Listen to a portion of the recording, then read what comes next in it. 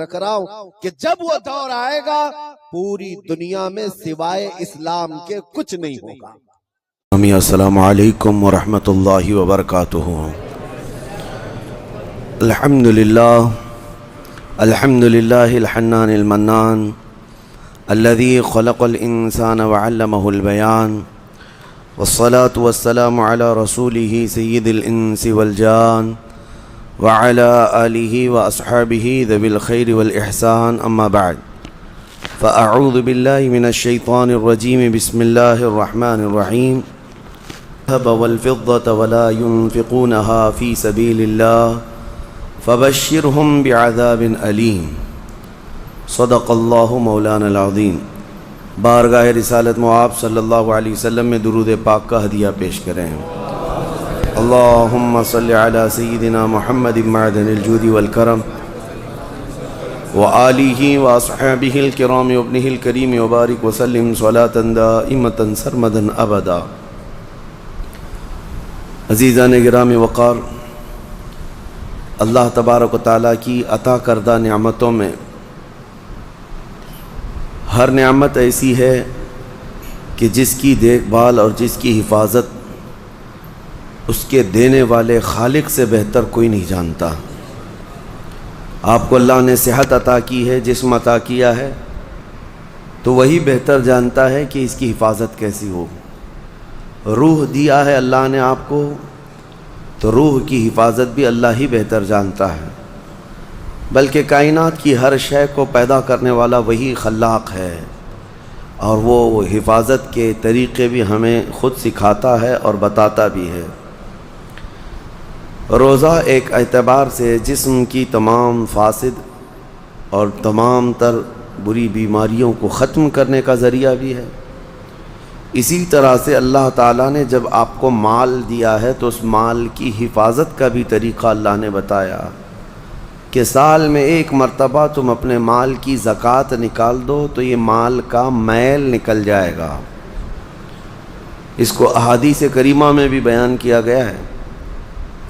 آپ اگر دن بھر کام پہ رہتے ہیں تو 2 دن ہو جائے، 4 دن ہو جائے، 8 دن نہ ہو، 8 دن ہو جائے، اگر آپ نہاتے نہیں تو آپ کے بدن سے بدبو آنے لگ جائے گی اور لوگ قریب آنا چھوڑ دیں، اور یہ جسم کی بدبو بڑھتی چلی جائے گی۔ اس کے لیے آپ کو نہانا ضروری ہے۔ کوئی بھی آدمی ہو دنیا میں، وہ اپنے جسم کی صفائی کے لیے نہاتا ضرور ہے، کوئی 2 دن میں، کوئی روزانہ، کوئی 3 دن میں، لیکن نہاتا ہے۔ اسی طرح مال کو بہت دنوں تک اگر کوئی جمع کر کے رکھا ہے تو دنیاوی میل اس پر چڑھ جاتا ہے، اور اگر اس کو وہ نہیں پاک کیا تو اس مال کی بدبو اسے ڈس لیتی ہے، اور اس مال کی بدبو اسے بد اخلاق بنا دیتی ہے اور عیاش بنا دیتی ہے۔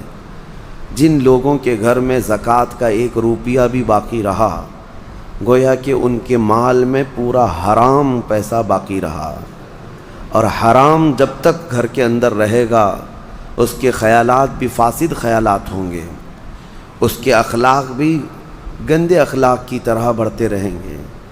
میں آپ کو بتاؤں، کسی کے گھر کے سامنے سے آپ گزر رہے ہیں اور گھر کے اندر اگر کسی نے اگربتی جلائی ہے، بخور لگایا ہے، تو خوشبو باہر آ ہی جاتی ہے، گزرتے ہی پتہ چلتا ہے۔ لیکن اگر کسی کے گھر کا ٹوائلٹ ٹوٹ چکا اور اس کی غلاظت گھر کے اندر بہہ رہی ہے تو اس کی بدبو صرف گھر والے نہیں، باہر والے بھی سونگھنے لگ جائیں گے۔ اسی طرح سے حرام مال کسی کے گھر میں ہے تو اللہ کے فرشتے اس گھر کے آس پاس تک نہیں آتے ہیں۔ حرام مال جس کے گھر میں جمع کیا ہوا ہو وہ ایسی ہی بدبو دیتا ہے، اللہ کے فرشتے اس کے قریب نہیں آتے ہیں۔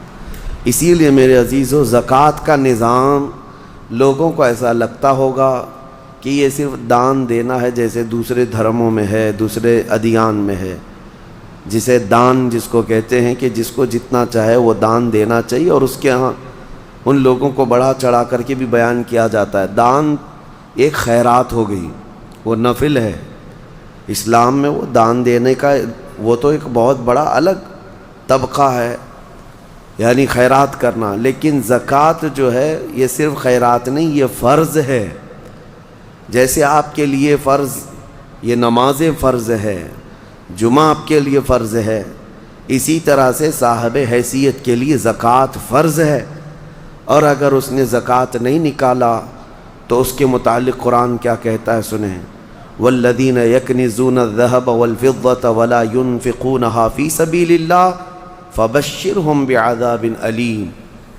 محبوب، جو لوگ سونا اور چاندی کو جمع کر کے رکھ لیتے ہیں اور اللہ کی راہ میں اس کی زکوٰۃ نہیں دیتے یا خرچ نہیں کرتے، آپ ان کے لیے دردناک عذاب کی بشارت دے دیجئے۔ اللہ فرما رہا ہے اپنے محبوب سے، ان لوگوں کو دردناک عذاب کی بشارت دے دے۔ کیا ہوگا؟ یوم یحما علیہا فی نار جہنم فتکوا بہا جباہہم وجنوبہم وظہورہم ھذا ما کنزتم لانفسکم فذوقوا ما کنتم تکنزون۔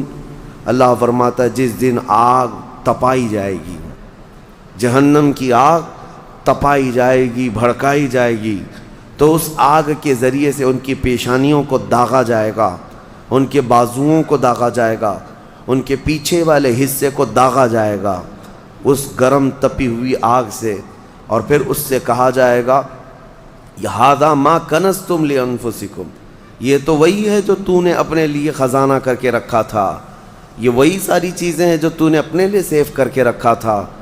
فذوقوا ما کنتم تکنزون، جو کچھ تم جمع کرتے تھے اب چکھو آج کے دن، آج اس کو چکھو، یہ کہا جائے گا، اس کو چکھایا جائے گا اور عذاب میں مبتلا رہے گا۔ یہاں تک کہ یہ تو قیامت کے دن کے عذابات کا ذکر ہے، اور قبر کے متعلق فرمایا گیا کہ اس کی میت قبر میں رکھ کر کے چلے جانے کے بعد سے لے کر قیامت قائم ہونے تک ایک خوفناک سانپ اس کے گلے میں پھندا ڈال کر قبر میں بیٹھا رہے گا، اور اس کی ناک کی ہڈی کو ڈستا ہوگا اور چوستا ہوگا۔ وہ قبر والا پریشان اس عذاب سے اس کو دور کرنے کی کوشش کرتا رہے، تو وہ سانپ کہتا ہے کہ تو مجھے کیوں الگ کرتا ہے، میں تیرا مال ہی تو ہوں جسے تو دنیا میں بہت زیادہ عزیز رکھتا تھا، میں تیرا سونا چاندی اور تیرا جمع کیا ہوا مال ہی تو ہوں، تو اب اس سے مجھ سے چھٹکارا اس وقت تک نہیں حاصل کر سکے گا جب تک اسرافیل علیہ السلام سور نہ پھونک دیں۔ میرے عزیزو، یہ جو وعیدیں آئی ہیں ان لوگوں کے لیے ہیں جنہوں نے اپنے مال کا حق اللہ کی راہ میں نہیں دیا۔ آپ دیکھیں اللہ کریم نے جو کچھ بھی دیا ہے آپ کو، یہ آپ کی اپنی محنت نہیں۔ جو اگر یہ سمجھتا ہو میں نے اپنے خون پسینے کی محنت سے یہ سب کمایا ہے، یہ خام خیالی ہے میرے عزیز۔ اللہ تبارک و تعالیٰ اگر نہ دینا چاہے، تمہاری ناک زمین پر گھس جاتی، وہ ایک سکہ بھی تجھے نہ ملتا۔ رب تعالیٰ کی یہ عنایتیں ہیں جو تمہیں مال دیا، لیکن جس نے دیا کیا تم سے اس نے پورے آدھے مال کا تقاضا کیا؟ رب تبارک و تعالیٰ نے یہ فرمایا کہ تم کو اگر 1,00,000 روپے کی قیمت کی کوئی چیز آج دنیا میں دی گئی تو 50,000 اللہ کی راہ میں دے دینا، یا 1/4 25,000 دے دینا، 1 پاؤ حصہ دے دینا۔ نہیں، دنیا تو تقاضا کرتی ہے پرسنٹیج کا۔ یہاں رب تبارک و تعالیٰ نے پورے سال میں، وہ بھی انکم پر نہیں، سیونگ پر۔ یاد رکھو دنیا کی جو ٹیکس ہیں، جتنی بھی ڈپارٹمنٹ ہیں، وہ تمہارے انکم پر ٹیکس لگاتی ہیں۔ انکم جتنی ہو رہی ہے اس پر ٹیکس ہے۔ انکم ٹیکس کیا ہے؟ آپ جتنا کما رہے ہیں اس پر ٹیکس آتا ہے، لیکن میرا مولا تمہارے انکم پر نہیں۔ تم سال میں کروڑ روپے بھی کماتے کیوں نہ ہو، لیکن اگر بچتا کچھ نہیں ہے تو زکوٰۃ کچھ بھی نہیں، زکوٰۃ کچھ بھی نہیں ہے۔ ہاں، جو سیونگ ہے تمہارے پاس، جو بچی ہوئی چیز ہے، اس کے لیے رب تعالیٰ فرماتا ہے جو بچا کر تم نے رکھا ہے، اب اس کا آدھا نہیں، اس کا پاؤ نہیں، اس کا 10واں حصہ نہیں، اس کا 20واں حصہ نہیں، بلکہ اپنے پورے مال کا 40واں حصہ 2.5% صرف اللہ کی راہ میں ادا کیا کرو۔ باقی 97.5% تمہارے پاس سیف رہتا ہے، 97.5% تمہارے پاس۔ مجھے حیرت ہوتی ہے زکوٰۃ کے اس نظام کو، کبھی میں سوچتا ہوں اتنا 2.5% نکالنے سے ہوتا کیا ہے؟ کس کا بھلا ہوگا؟ نکالنے والے کا کیا نقصان ہونے والا ہے؟ کچھ بھی نہیں۔ اور جس کو دے رہے ہیں اس کا کیا ہوگا؟ نہیں۔ یہ رب ذوالجلال کی حکمت بالغہ ہے۔ آپ کو میں بتاؤں رسول اقدس صلی اللہ تعالیٰ علیہ وسلم کے زمانے میں جو غربت تھی مدینے کی، وہ ایسی غربت تھی کہ صحابہ کے پاس پورا جسم چھپانے کے کپڑے بھی نہیں تھے. کسی کے پاس 2 کپڑے، کسی کے پاس 1 کپڑا. اور کھانے پینے کی اشیاء کی ایسی قلت تھی کہ وہ صرف 1 یا 2 کھجور پر پورا دن گزار لیتے تھے. ان کے پاس ہتھیار خریدنے کے لیے پیسے نہیں تھے جو جنگوں میں ایسی لکڑیاں لے کر چل پڑتے تھے. غربت کا عالم یہ تھا. آپ کو میں بتاؤں جنگ بدر جو ہوئی ہے 17 رمضان المبارک کو، 313 صحابہ میرے آقا کے ساتھ گئے تھے بدر کی وادی تک، 160 کلومیٹر. لیکن آپ کو پتہ ہے ان 313 صحابہ کے درمیان صرف 4 گھوڑے تھے. 4 گھوڑے. آپ سوچ سکتے ہیں 4 گھوڑے تھے صرف جس پر سواری کی جا سکتی ہے 313 لوگوں کے پاس. وہ غربت کا عالم تھا. لیکن نبی کریم صلی اللہ تعالیٰ علیہ وسلم نے یہ زکوٰۃ کا نظام قائم فرمایا. میں آج آپ کو بتاؤں کہ حضور پاک کی وفات ظاہری کے بعد صدیق اکبر کا زمانہ آیا. 2.5 سال صدیق اکبر نے خلافت کی. اس کے بعد سیدنا عمر ابن خطاب کا زمانہ آیا. اب دور خلافت عمر میں حضرت عمر فاروق کی خلافت کا دور ہے. اب زکوٰۃ کا نظام بڑھ چکا تھا. اسلام کی سرحدیں بھی بہت دور ہو چکی تھیں، بہت پھیل چکی تھیں.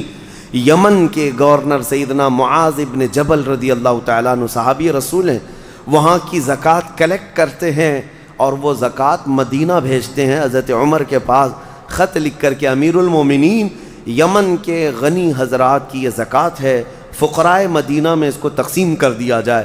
جب مال مدینے پہنچا سیدنا عمر فاروق رضی اللہ تعالیٰ عنہ نے لیا، مدینے میں اعلان کیا کہ یمن سے زکوٰۃ آئی ہے، جو مستحقین ہیں وہ آ جائیں. 3 دن تک مسلسل اعلان ہوتا رہا. مدینے میں ایک آدمی بھی زکوٰۃ لینے والا رہا ہی نہیں. ہر ایک اتنا کیپیبل ہو چکا تھا کہ زکوٰۃ دینے والے تھے، مدینے میں لینے والا کوئی تھا ہی نہیں. یہ اتنا جلدی کیسے ریولیشن آیا؟ اس غریبی سے کیسے لوگ اس منزل تک پہنچے؟ حضرت عمر فاروق رضی اللہ تعالیٰ عنہ نے پوچھا کہ مدینے میں کوئی آنے والا نہیں ہے زکوٰۃ لینے کے لیے؟ یہ وہی مدینہ ہے جب آئے تھے تو ان کو پانی کی قلت تھی، پانی بھی نہیں پی پا رہے تھے، پیسے دے کر خریدنا پڑتا. تو پھر حضرت عمر نے خط لکھ کر کے واپس بھیجا حضرت معاذ بن جبل کو کہ مدینے میں کوئی بھی اب زکوٰۃ کا مستحق نہیں رہ گیا، لہٰذا یمن کے فقیروں میں ہی اس کو تقسیم کر دو. حضرت معاذ بن جبل کے پاس یہ مال دوبارہ گیا اور انہوں نے دوبارہ پھر خط لکھ کر کے بھیجا کہ حضور پورے یمن میں بھی کوئی فقیر نہیں رہ گیا. یہ نظام مصطفیٰ ہے، یہ نظام مصطفیٰ ہے. تم سمجھتے ہو 2.5% سے کچھ نہیں ہوتا؟ بہت بڑا ریولیشن آتا ہے، بہت بڑا انقلاب آتا ہے، کیونکہ یہ حکم اللہ کا ہے. اور جب یہ صحیح جگہ پر پہنچے گی تو رب ذوالجلال وہ اس کی شان قدرت ہے کہ اس کس غریب کو اٹھا کر غنی بنا دے. میرے عزیزو، آج کئی نظام درہم برہم ہے. ہماری زکوٰۃ کا نظام بھی درہم برہم ہے. بعض لوگ تو زکوٰۃ کو چاہتے ہی نہیں کہ نکالیں، نعوذ باللہ، وہ عذاب الہی کے شکار ہوں گے. وہ چاہے 1 روپیہ بھی بچا کر کے جائیں تو پھر ان کے اوپر یہ قرضہ چڑھا ہی رہے گا مرنے تک. اور موت کے وقت جو اس کے لیے سختیاں ہیں یہ مال کی وجہ سے، اللہ بچائے.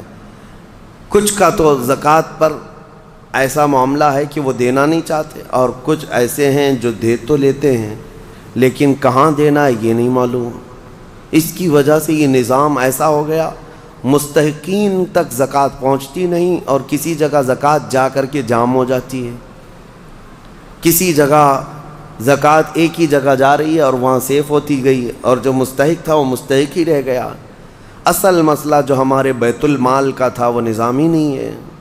پہلے بیت المال ہوا کرتا، امیر المومنین جو ہوتے وہ سب کی زکوٰۃ کلیکٹ کر کے بیت المال میں جمع کرتے، اور پھر جتنے بھی فقراء ہوتے تھے ان کا رجسٹر ہوتا تھا کہ کون کون مستحق ہے، اور ان کو سال پر فوکس کر کے بیت المال سے دیا جاتا. اگلے سال تک وہ فقیروں کا نام رجسٹر میں ہوتا ہی نہیں تھا، کیونکہ ان کو اتنا دیا جا چکا ہوتا کہ وہ اپنا کاروبار کر رہے ہوتے، اپنی تجارت لگا چکے ہوتے، اور دوسرے سال وہ خود اپنی زکوٰۃ لے کر کے بیت المال میں آتے تھے. یہ نظام تھا.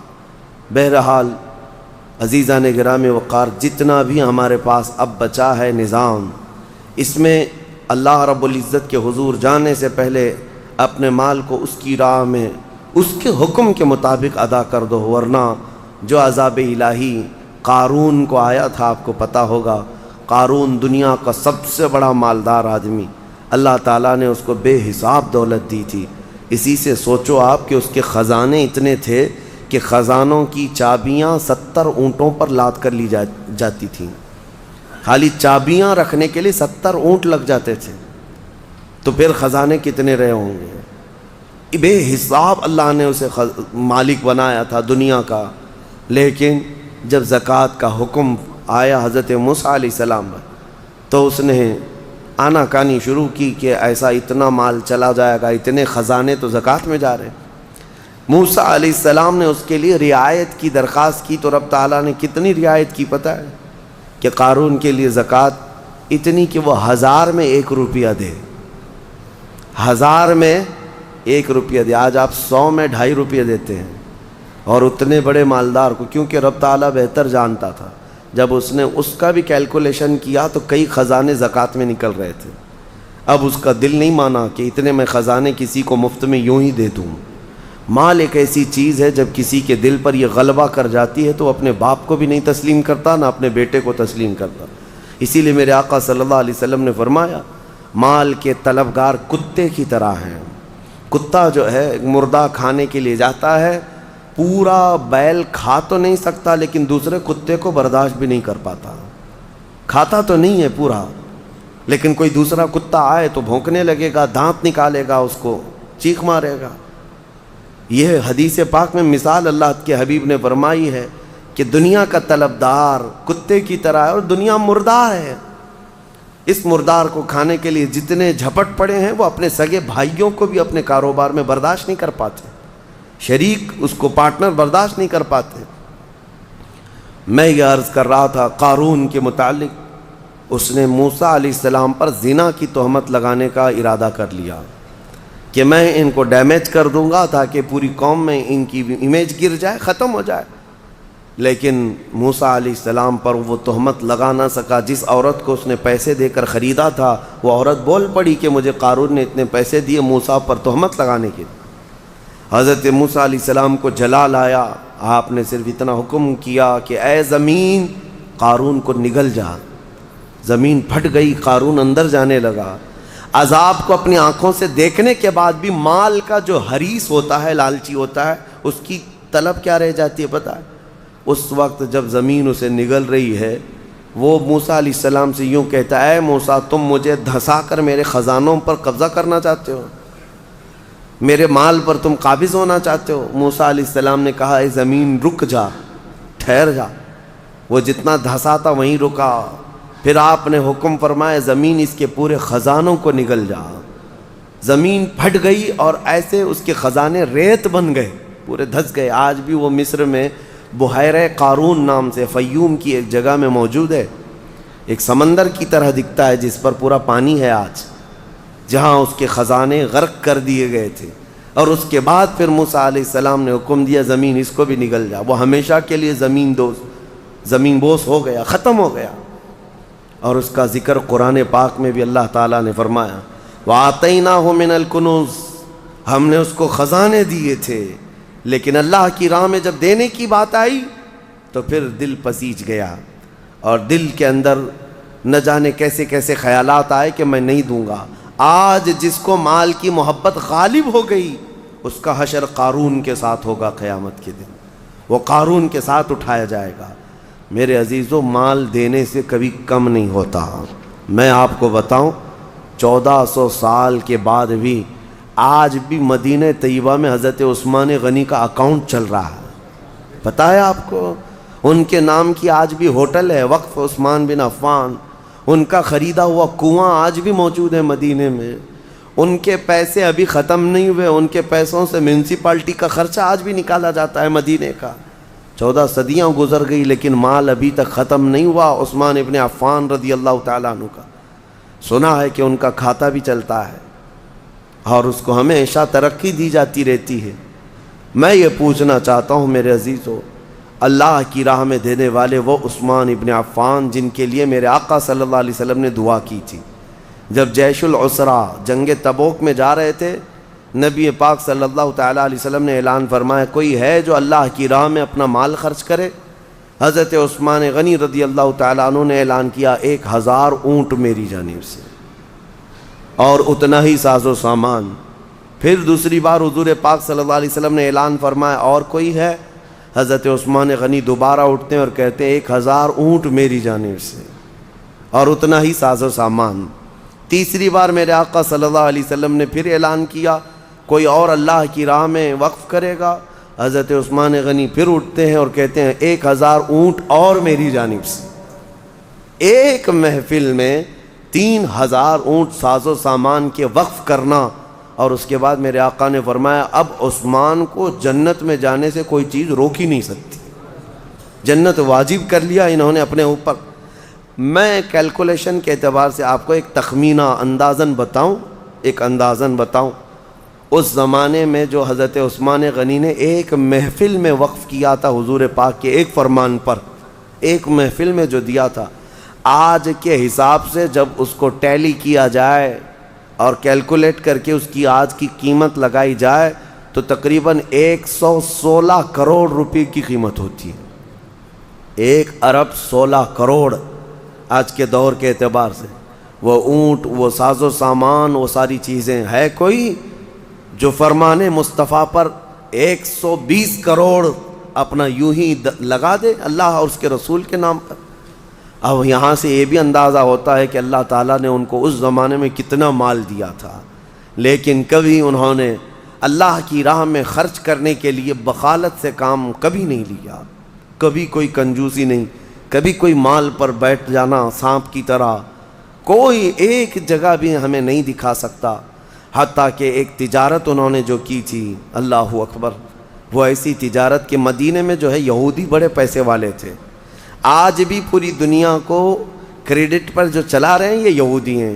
ملٹی نیشنل کمپنیاں سب یہ اپنے پاس رکھتے ہیں، ورلڈ بینک ان کے پاس ہیں، پوری دنیا کی بڑی بڑی کمپنیاں جو آج آپ کو نظر آتی ہیں، وہ الیکٹرانک تمام چیزوں کو لیں یا پھر کھانے پینے کی چیزوں کو لیں یا استعمال کی چیزیں، بڑے لیول کی کمپنیاں جن پر یہ ڈیرا ڈال کر بیٹھے ہوئے ہیں، اور ان کا حال یہی ہے کہ لوگوں کو سود پر دو اور ان کا پورا مال کھینچ لو۔ اب ہر چیز پر کریڈٹ ہے نا، آپ کو تو کوئی چھوٹا سا سامان بھی لینا ہے تو آپ کو ادھار دے دیا جائے گا اور اس کے بدلے آپ کو سود لے لیا جائے گا۔ یہودیوں کے یہ فطرت میں برسوں سے ہے، آج سے نہیں، پوری دنیا کو یہ نوٹ پر لا کر کھڑا کی ہیں۔ پہلے نوٹ یہ پیسے نہیں تھے، یہ جو کاغذ کی نوٹ آج آپ دیکھتے ہیں، یہ اگر حکومت نے کہہ دیا کہ آج سے اس کی ویلیو نہیں تو کل سے تو اس کو کچرا اٹھانے کی بھی کام میں نہیں آئے گی، اس نوٹ کی قیمت کچھ نہیں ہے، صرف گورنمنٹ مانتی ہے کہ اس کی اتنی مالیت ہے تو ہم بھی چلا لیتے ہیں، ورنہ فی نفسی ہی اس نوٹ کی کوئی ویلیو نہیں۔ پہلے جو سکے ہوتے تھے وہ سونے اور چاندی کے ہوا کرتے، حکومت آئے جائے لیکن سونے کی اپنی قیمت تو ہوتی تھی، کوئی حکومت چلی بھی جائے سونے کے سکے آپ کے پاس ہیں، چاندی کے سکے آپ کے پاس ہیں، بس اس کا نقشہ ہی تو مٹانا ہے، میلٹ کر کے دوسرا بنا لیتے ہیں۔ لیکن انہوں نے پوری دنیا سے یہ درہم و دینار کو ختم کیا اور نوٹ پہ لا کر کھڑا کیا۔ اس کی وجہ یہی تھی کہ نوٹوں کے ذریعے سے ان کو اتنا مالدار بنایا جائے۔ اچانک ایک دن جیسے یہاں اعلان ہوا تھا، کہہ دیا جائے کہ نوٹوں کی کوئی ویلیو نہیں ہے، سب کے سب فقیر ہو جائیں گے، سب کے سب فقیر، کسی کے پاس کچھ نہ رہے۔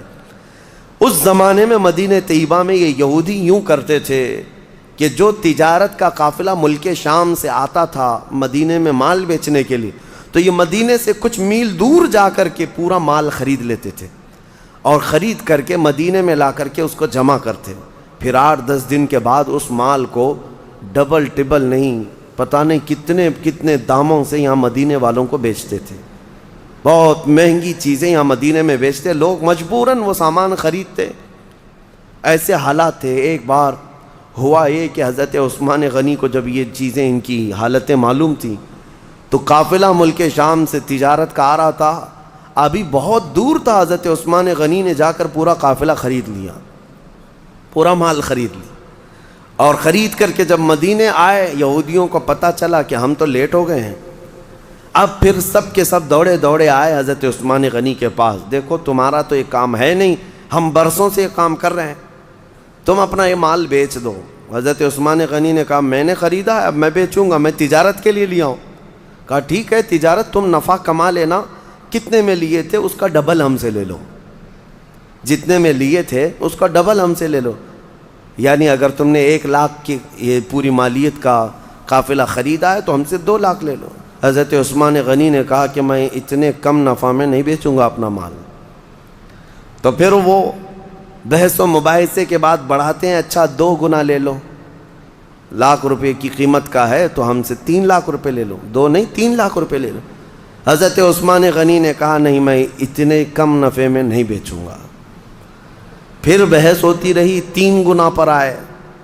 اب اسی سے اندازہ لگاؤ کہ وہ 3 گنا حضرت عثمان غنی سے خرید رہے ہیں تو پھر مدینے والوں کو کتنوں میں بیچیں گے؟ تو حضرت عثمان غنی اس پر بھی انکار کر گئے کہ نہیں میں 3 گنا زیادہ پہ بھی مال نہیں بیچوں گا، مجھے اور نفع چاہیے، اور نفع چاہیے، میں تو زیادہ نفع کے لیے اس کو خریدا ہوں۔ وہ بحث کرتے کرتے کرتے شام ہو گئی اور 5 گنا تک آ گئے اور دھمکی دینے لگے کہ ہم نے اتنے نفع میں تمہارے مال کی بولی لگائی کہ اب دوسرا کوئی تمہارا مال خریدے گا ہی نہیں۔ حضرت عثمان نے کہا مجھے کچھ فرق نہیں پڑتا، مجھے کچھ نہیں فرق پڑتا۔ تو جاتے جاتے کسی یہودی نے کہا 10 گنا زیادہ پہ دے دو گے؟ 1 لاکھ کا مال 10 لاکھ میں دے دو گے؟ حضرت عثمان غنی نے کہا جاؤ تم اپنے گھر، میں اتنے کم نفع میں نہیں بیچنے والا۔ یہ کیا بات ہوئی؟ بہت باتیں بنائی حضرت عثمان غنی کے خلاف یہودیوں نے۔ اس کے بعد 1 دن گزرا تھا، مدینے کے ایک میدان میں پورے قافلے کا غلہ، تجارت کا مال سب اتار دیا گیا۔ حضرت عثمان غنی رضی اللہ تعالیٰ عنہ مدینے میں آئے اور عام اعلان کیا جس کو جس مال کی ضرورت ہے وہ اس میدان میں آئے اور مفت میں لے کر چلا جائے، جس کی جو ضرورت ہے۔ حضرت عثمان غنی کے اس اعلان پر غربائے مدینہ، فقرائے مدینہ ٹوٹ پڑے، جن کو جس غلے کے اناج کی ضرورت تھی وہ بھر بھر کر لے کر چلے گئے۔ شام ہوئی تو یہودی آئے اور پوچھنے لگے عثمان یہ کیا کیا تم نے، یہ کیا کیا تم نے؟ ہم 10 گنا زیادہ پر مال خریدنا چاہتے تھے اور تم نے اونے پونے پتہ نہیں مفت میں کیوں بانٹ دیا؟ حضرت عثمان نے کہا میں نہیں کہتا تھا کہ میں زیادہ نفع چاہتا تھا، تم اتنا نفع نہیں دے سکے، کہا تم تو مفت میں دیے۔ کہا کس نے کہا؟ جھوٹ بات ہے، میں نے مفت میں دیا، میں نے اللہ کے ہاتھ 70 گنا زیادہ فائدے میں بیچا ہے، 70 گنا فائدے میں نے بیچا ہے اپنا مال، اور وہ بھی میرا خریدار خلاق کائنات رب العالمین ہے جو وعدہ خلافی نہیں کرتا۔ یہ عثمان غنی کا یقین اور توکل تھا اپنے رب کی ذات پر، کیونکہ قرآن میں اللہ نے فرمایا مثل الذین ينفقون اموالهم فی سبیل اللہ کمثل حبۃ انبتت 7 سنابل فی کل سنبلۃ 100 حبہ۔ انہی کی شان میں یہ آیتیں نازل ہوئی تھیں، حضرت عثمان کی شان میں یہ آیتیں نازل ہوئی۔ اللہ فرماتا ان لوگوں کی مثال جو اللہ کی راہ میں دیتے ہیں ایسے ہی ہے جیسے کسی نے پھلیوں کی ایک بیج بوئی زمین پر۔ پھلی جانتے ہیں جس میں لمبی لمبی پھلیاں ہوتی ہیں، اللہ تعالیٰ فرماتا ہے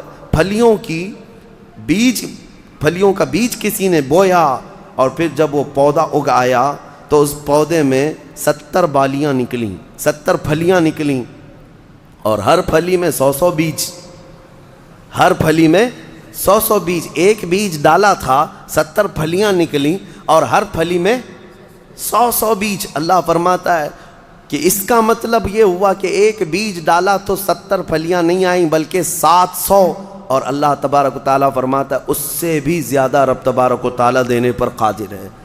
700 نہیں، 7000، 70,000، اس سے بھی زیادہ دینے پر رب ذوالجلال قادر ہے۔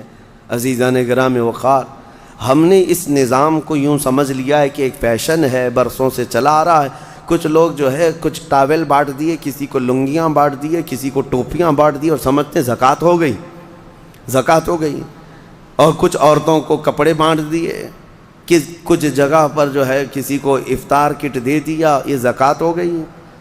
کچھ چیزوں کا دکھاوا کر لینے سے زکوٰۃ نہیں ہوتی، زکوٰۃ کا مال پورا کا پورا حساب کرو، حساب کے ساتھ نکالو اور مستحق تک پہنچاؤ۔ یا اگر کسی کو وکیل بناتے ہو اپنی زکوٰۃ کا تو پھر اس وکیل کے ذریعے سے مستحق تک اس مال کو پہنچاؤ۔ آپ کو میں ایک بات بتا دوں، رب ذوالجلال تمہیں دنیا میں بھی کبھی شرمندہ ہونے نہیں دے گا، اور آخرت میں بھی۔ بنی اسرائیل کی ایک خاتون کے متعلق میں گفتگو کو یہاں لا کر کے آپ کے سامنے عرض کرتا ہوں کہ ایک عورت، ایک لڑکی تھی، جوان دوشیزہ تھی، اس کا باپ بڑا کنجوس تھا، بخیل تھا، اور لڑکی بڑی دیالو سخی۔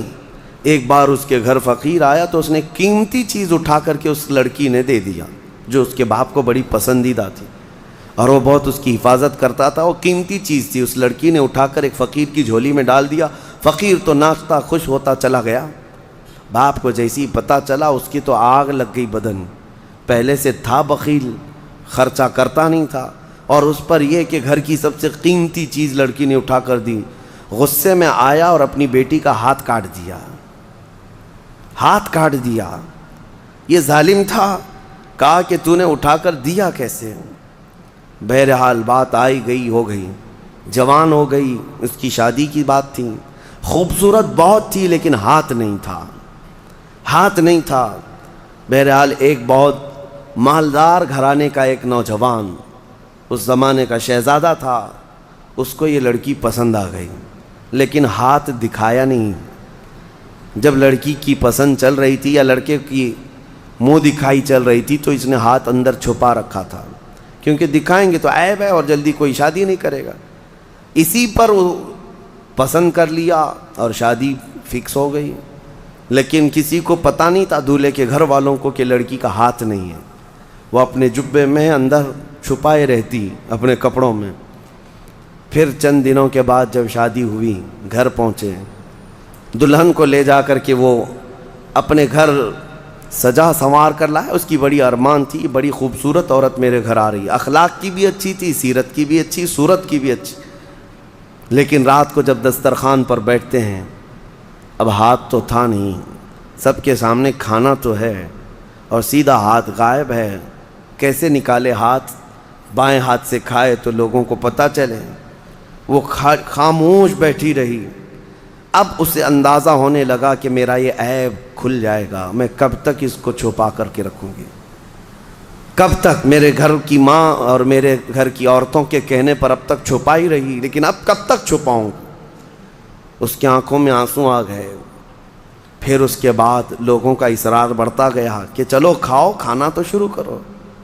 اس کے دولہا، اس کے شوہر جو نئے نئے ابھی شادی والا تھا، اس نے کہا کہ میری رفیق حیات، ہاتھ نکالو اور کھانا شروع کرو، ہاتھ نکالو۔ ہاتھ نکالنے کو تیار نہیں۔ ہاتھ نکالے تو کیسے؟ ٹوٹا ہوا ہاتھ ہے، میری شادی ٹوٹ جائے گی۔ وہ رو رہی تھی۔ اچانک غیب سے آواز آئی کہ اے میری بندی، تو ہاتھ نکال، تیرا ہاتھ سلامت ہے۔ اس نے جب ہاتھ نکالا تو اس کا ہاتھ پورا کا پورا سلامت تھا، اور اس نے دسترخوان سے کھانا اٹھایا اور کھانے لگی۔ حیرت میں وہ رو پڑی، سجدے میں گر پڑی۔ اس وقت جو اللہ کے نبی تھے ان کے پاس گئی اور ماجرا بیان کیا۔ اللہ کے نبی نے کہا کہ رب تعالیٰ یہ فرماتا ہے، ہم اس ہاتھ کو کبھی شرمندہ اور ذلیل ہونے نہیں دیتے جو ہمارے راہ میں اٹھا کرتا ہے، جو ہمارے راستے میں اٹھا کرتا ہے، اس ہاتھ کو ہم ذلیل ہونے نہیں دیتے۔ اللہ ہم سب کو وہ ہاتھ عطا فرمائے جو رب ذوالجلال کے راستے میں اٹھا کرے۔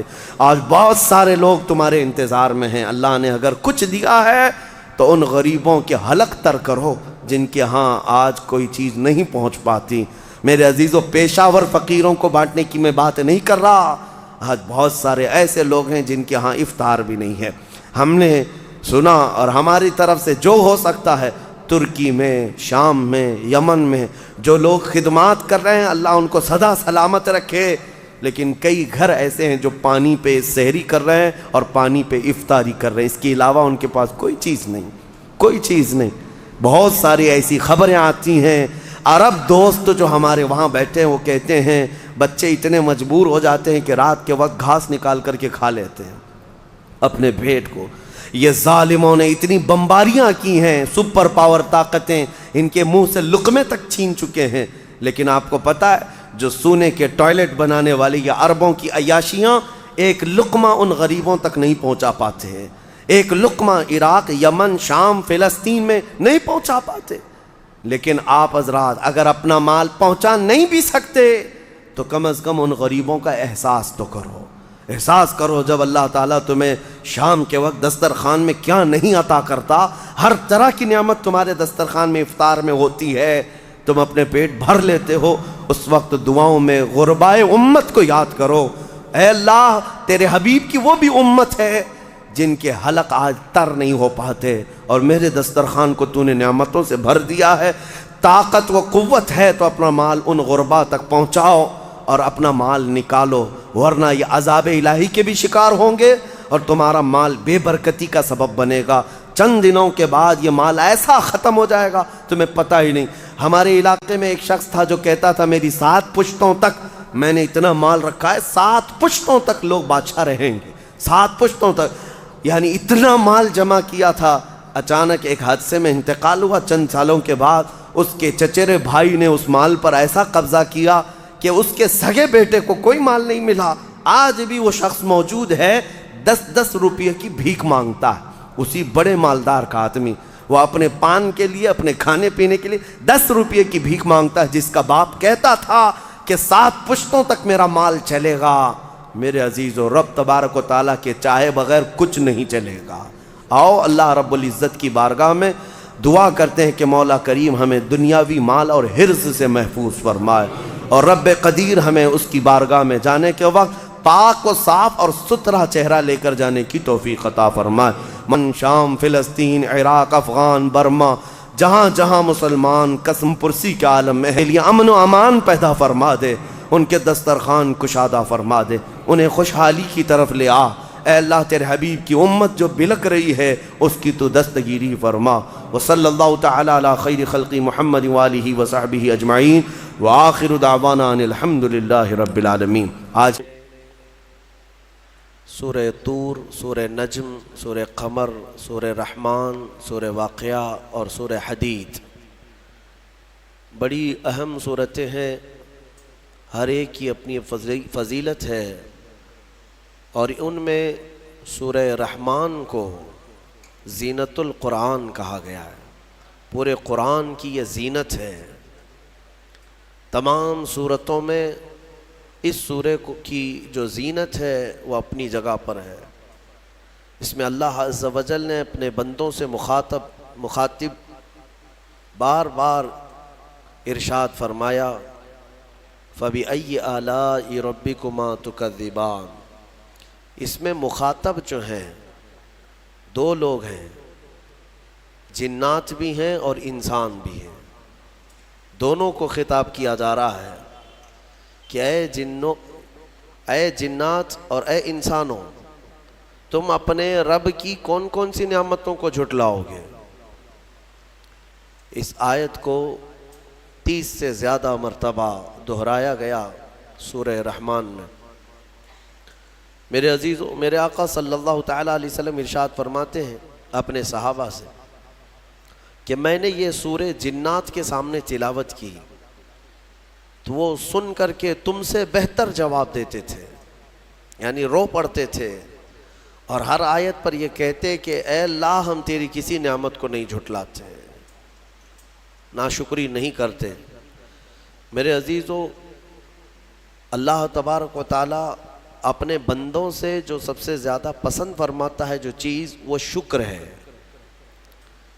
اور شیطان اگر سب سے زیادہ کسی چیز سے تمہیں دور کرتا ہے تو اللہ کے شکر سے ہی، کیونکہ اس نے چیلنج کیا ہے اللہ تعالیٰ کی بارگاہ میں۔ آیت کا حصہ میں آپ کے سامنے عرض کرتا ہوں۔ اللہ تبارک و تعالیٰ سے اس نے کہا، لَأَقْعُدَنَّ لَهُمْ صِرَاطَكَ الْمُسْتَقِيمَ ثُمَّ لَآتِيَنَّهُمْ مِنْ بَيْنِ أَيْدِيهِمْ وَمِنْ خَلْفِهِمْ وَعَنْ أَيْمَانِهِمْ وَعَنْ شَمَائِلِهِمْ وَلَا تَجِدُ أَكْثَرَهُمْ شَاكِرِينَ۔ اللہ تعالیٰ سے چیلنج کرتے ہوئے کہتا ہے شیطان کہ مولا تیرے راستے پر میں بیٹھ جاؤں گا، سیدھے راستے پر، جو بھی اس پر چلے گا سیدھے راستے پر، میں کبھی اس کے دائیں جانب سے، کبھی بائیں، کبھی سامنے سے، کبھی پیچھے سے آ کر اسے ایسا ورغلاؤں گا کہ اے رب تو اپنے بندوں میں شکر کرنے والے نہیں پائے گا. شیطان بھی کس چیز کی وہ کر رہا ہے چیلنج میں؟ شکر کرنے والے نہیں پائے گا مولا تو. اور اللہ نے قرآن میں فرمایا وَقَلِيلٌ مِّنْ عِبَادِيَ الشَّكُورُ، میرے بندوں میں شکر کرنے والے بہت کم ہیں، بہت کم ہیں. اب جب رحمان فرما رہا ہے تو پھر یہ جو انسانوں کی تعداد ہے، کوانٹیٹی ہے، اس میں اگر پرسنٹیج نکالا جائے تو وہ انگلیوں میں گنے جاتے ہیں جو شکر کرنے والے لوگ. شکر اس کی اللہ تبارک و تعالیٰ نے فرمایا تم اگر شکر کرو گے لَإِن شَكَرْتُمْ لَأَزِيدَنَّكُمْ، میں زیادہ دوں گا. وَلَإِن كَفَرْتُمْ إِنَّ عَذَابِي لَشَدِيدٌ، اور اگر تم ناشکری کرتے ہو میری نعمتوں کی تو پھر سمجھ لو کہ میرا عذاب بہت ہی سخت ہے. اللہ عز و جل اس چیز کو سخت ناپسند کرتا ہے کہ اس کی نعمتوں کا کوئی ناشکری کرے. اسی لیے میرے عزیزو، اللہ کے حبیب صلی اللہ تعالیٰ علیہ وسلم جب دعا کرتے تھے تو یوں یہ عرض کرتے تھے کہ مولا تو اپنے شکر گزار بندوں میں میرا شمار فرما. سمجھ رہے آپ؟ صبر آسان ہے اور شکر مشکل ہے، صوفیہ نے فرمایا. حالانکہ شکر میں کیا کرنا کیا ہے؟ صبر دیکھا جائے تو کٹھن ہوتا ہے، برداشت کرنا ہوتا ہے. مصیبت آئی خاموش رہنا ہے، کسی چیز کی کمی ہو گئی خاموش رہنا ہے، یہی تو صبر ہے. گناہ کی خواہش ہوئی لیکن نہیں کیا، یہی صبر ہے. صبر دیکھا جائے تو مشکل ہے، لیکن صوفیہ کرام فرماتے ہیں صبر سے زیادہ مشکل شکر ہے. شکر ہے. وہ کیسے؟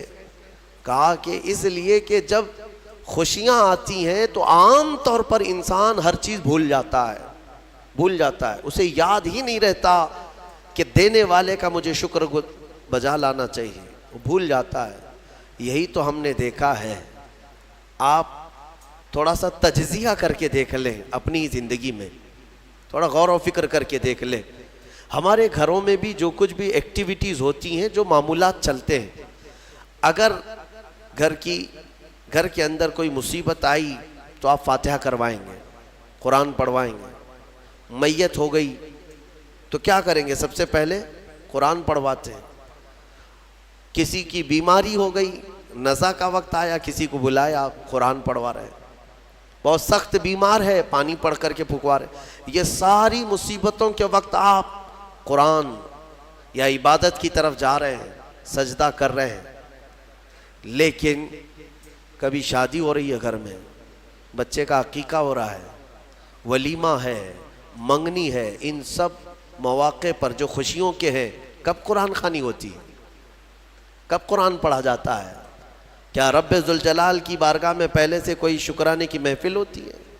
بہت کم دیکھا گیا. موت پر، غم پر، بیماری پر دعائیں مانگی تو ضرور جاتی ہیں، قرآن پڑھا تو جاتا ہے، لیکن خوشیوں کے موقع پر بندہ بھول جاتا ہے. اسی لیے صوفیہ اکرام نے فرمایا شکر جو ہے یہ مشکل ہے، اور منافق شکر نہیں کر سکتا. یہ مومن کو عطا کی ہوئی نعمت ہے شکر کرنا. شکر کیسے کریں گے آپ؟ شکر کرنے کا، شکر کے بہت سارے طریقے ہیں. صرف یہ نہیں ہے کہ زبان سے کہہ دیا الحمدللہ، بلکہ تمہارے ہاتھ و پیر بھی شکر بجا لاتے ہیں، تمہاری زبان بھی اور تمہارا دل بھی. تینوں طریقے ہیں شکر کے. کسی کی زبان چلتی ہی نہیں تو کیا وہ شکر گزار نہیں ہے؟ لیکن اگر اللہ رب العزت کے حوالے اپنے آپ کو کر دیا، دل سے وہ کہتا ہے کہ مولا میرا کچھ نہیں، سب تیرا ہے، وہ دل سے کہہ رہا ہے، اس کے دل کا شکر ہے. وہ ہاتھ اور پیر اگر عبادت کے لیے اٹھاتا ہے تو یہ ہاتھوں اور پیروں کی طرف سے اللہ کا شکر ہے، اور پھر زبان سے اگر کہتا ہے تو یہ زبان کا شکر ہے. الحمدللہ. اور میرے عزیزو، اللہ تبارک و تعالیٰ کو شکر ہی پسند ہے. اور شکر کا جو سب سے بہترین لفظ ہے وہ کیا ہے؟ شکر کرنے کا اللہ کا سب سے بہترین لفظ کیا ہے؟ الحمدللہ. یہی ہے نا. آپ کو عادت ڈالی گئی ہے کہ کسی نے بھی اگر آپ سے پوچھا کہ طبیعت کیسی ہے تو آپ کیا کہتے ہیں؟ الحمدللہ. چاہے سر درد ہو ہی رہا ہو لیکن آپ کہتے ہیں الحمدللہ. یہ شکر کرنے کا سب سے بہترین لفظ کیا ہے؟ الحمدللہ۔ اب میں آپ کو بتاتا ہوں یہ سب سے بہترین لفظ ہے، اسی لیے دیکھو کہ اللہ نے اپنی کتاب، آخری کتاب قرآن بھی اپنے حبیب پر اتارا تو اس کا سب سے پہلا ورڈ کیا رکھا؟ الحمدللہ۔ الحمدللہ سے پورا قرآن شروع ہوا۔ پھر تم اگر مولا کی بارگاہ میں عبادت کے لیے کھڑے ہوئے، نماز کے لیے رکعت باندھے، امام اگر کہیں سے جہر میں شروع کیا تو کہاں سے؟ نماز میں بھی اگر امام قرات شروع کرتا ہے تو کہاں سے شروع کرتا ہے؟ الحمدللہ سے ہی شروع کرے گا۔ میرے عزیزو، اتنا ہی نہیں بلکہ روایتیں ملتی ہیں کہ آدم علیہ السلام کو جب پیدا کیا گیا اور ان کے جسم میں روح ڈالی گئی، آپ کو چھینک آئی، سب سے پہلے آپ کی زبان سے نکلا الحمدللہ۔ اس سے اندازہ کرو کہ میرا مولا شکر پسند کرتا ہے، شکر پسند کرتا ہے۔ اسی لیے 30 سے زیادہ مرتبہ تم سے پوچھ رہا ہے مولا کون کون سی نعمتوں کو جھٹلاؤ گے؟ تم اللہ رب العزت کے آگے سرنڈر ہو جاؤ، سپرد ہو جاؤ کہ مولا نہیں، میں تیری کسی نعمت کا انکار نہیں کرتا۔ تمہیں اندازہ بھی نہیں ہے تمہارے پاس نعمتیں کیا کیا مولا نے دیا ہے، تمہیں اندازہ بھی نہیں ہے۔ وَإِن تَعُدُّوا نِعْمَةَ اللَّهِ لَا تُحْصُوهَا، اللہ فرماتا ہے اگر تم گننا چاہو گے اللہ کی نعمتیں ہرگز گن نہیں سکو گے۔ کیسے گنیں گے؟ ایک بزرگ نے لکھا ہے کہ اگر کوئی طے کر لیا، توجہ چاہتا ہوں، شیخ سعدی رحمۃ اللہ علیہ کے حوالے سے یہ بات ملتی ہے، کسی نے طے کر لیا کہ میں اللہ کی ساری نعمتوں کا شکر بجا لاؤں گا، اس نے جو بھی میری نعمتیں دی ہیں سب نعمتوں کا میں شکر بجا لاؤں گا۔ ٹھیک ہے، تمہاری زبان اللہ نے دیا ہے، یہ ایک نعمت ہے، ناک نعمت ہے، کان نعمت ہے، آنکھ نعمت ہے، ہاتھ ہیں، انگلیاں ہیں، پورے جسم میں ایک ایک عضو اللہ کی نعمت ہے۔ پھر پلس اس کے علاوہ جینے کے لیے جو یہاں پر گھر دیا یہ نعمت ہے، زمین پر چلنے کی طاقت دی یہ نعمت ہے، اور سونے کے لیے ہمیں بستر دیا، پہننے کے لیے کپڑے دیا یہ نعمت ہے، رشتہ دار دیا یہ نعمت ہے، اولاد دیا یہ نعمت ہے، ماں باپ دیا یہ نعمت ہے، اچھے دوست دیا یہ نعمت ہے، اسلام دیا یہ نعمت ہے، ایمان پر رکھا یہ نعمت ہے، اپنے آخری نبی کی امت میں پیدا کیے یہ نعمت ہے۔ یہ ہزاروں نعمتیں ہیں، لیکن اگر تم چلو طے کر لیتے ہو کہ میں اللہ کی ساری نعمتوں کا ایک بعد دیگرے شکر بجا لاؤں گا، اے اللہ تو نے مجھے زبان دی الحمدللہ، تو نے مجھے ناک دی الحمدللہ، سب نعمتوں کا شکر کرنے کا اگر کسی نے ارادہ کر لیا تو شیخ سعدی فرماتے ہیں تو پہلے وہ بیٹھ جائے، اس کو اللہ نے جو سانسیں دی ہیں نا یہ سب سے بڑی نعمت ہے۔ ایک سانس اندر جاتی ہے یہ نعمت، سانس باہر نکلتی ہے یہ نعمت۔ اگر تم نے سانس لے لیا نکلی نہیں باہر تو ختم ہو گئی تمہاری زندگی، اور سانس نکلی اندر لے نہیں پا رہے ہو یہاں پر بھی زندگی ختم۔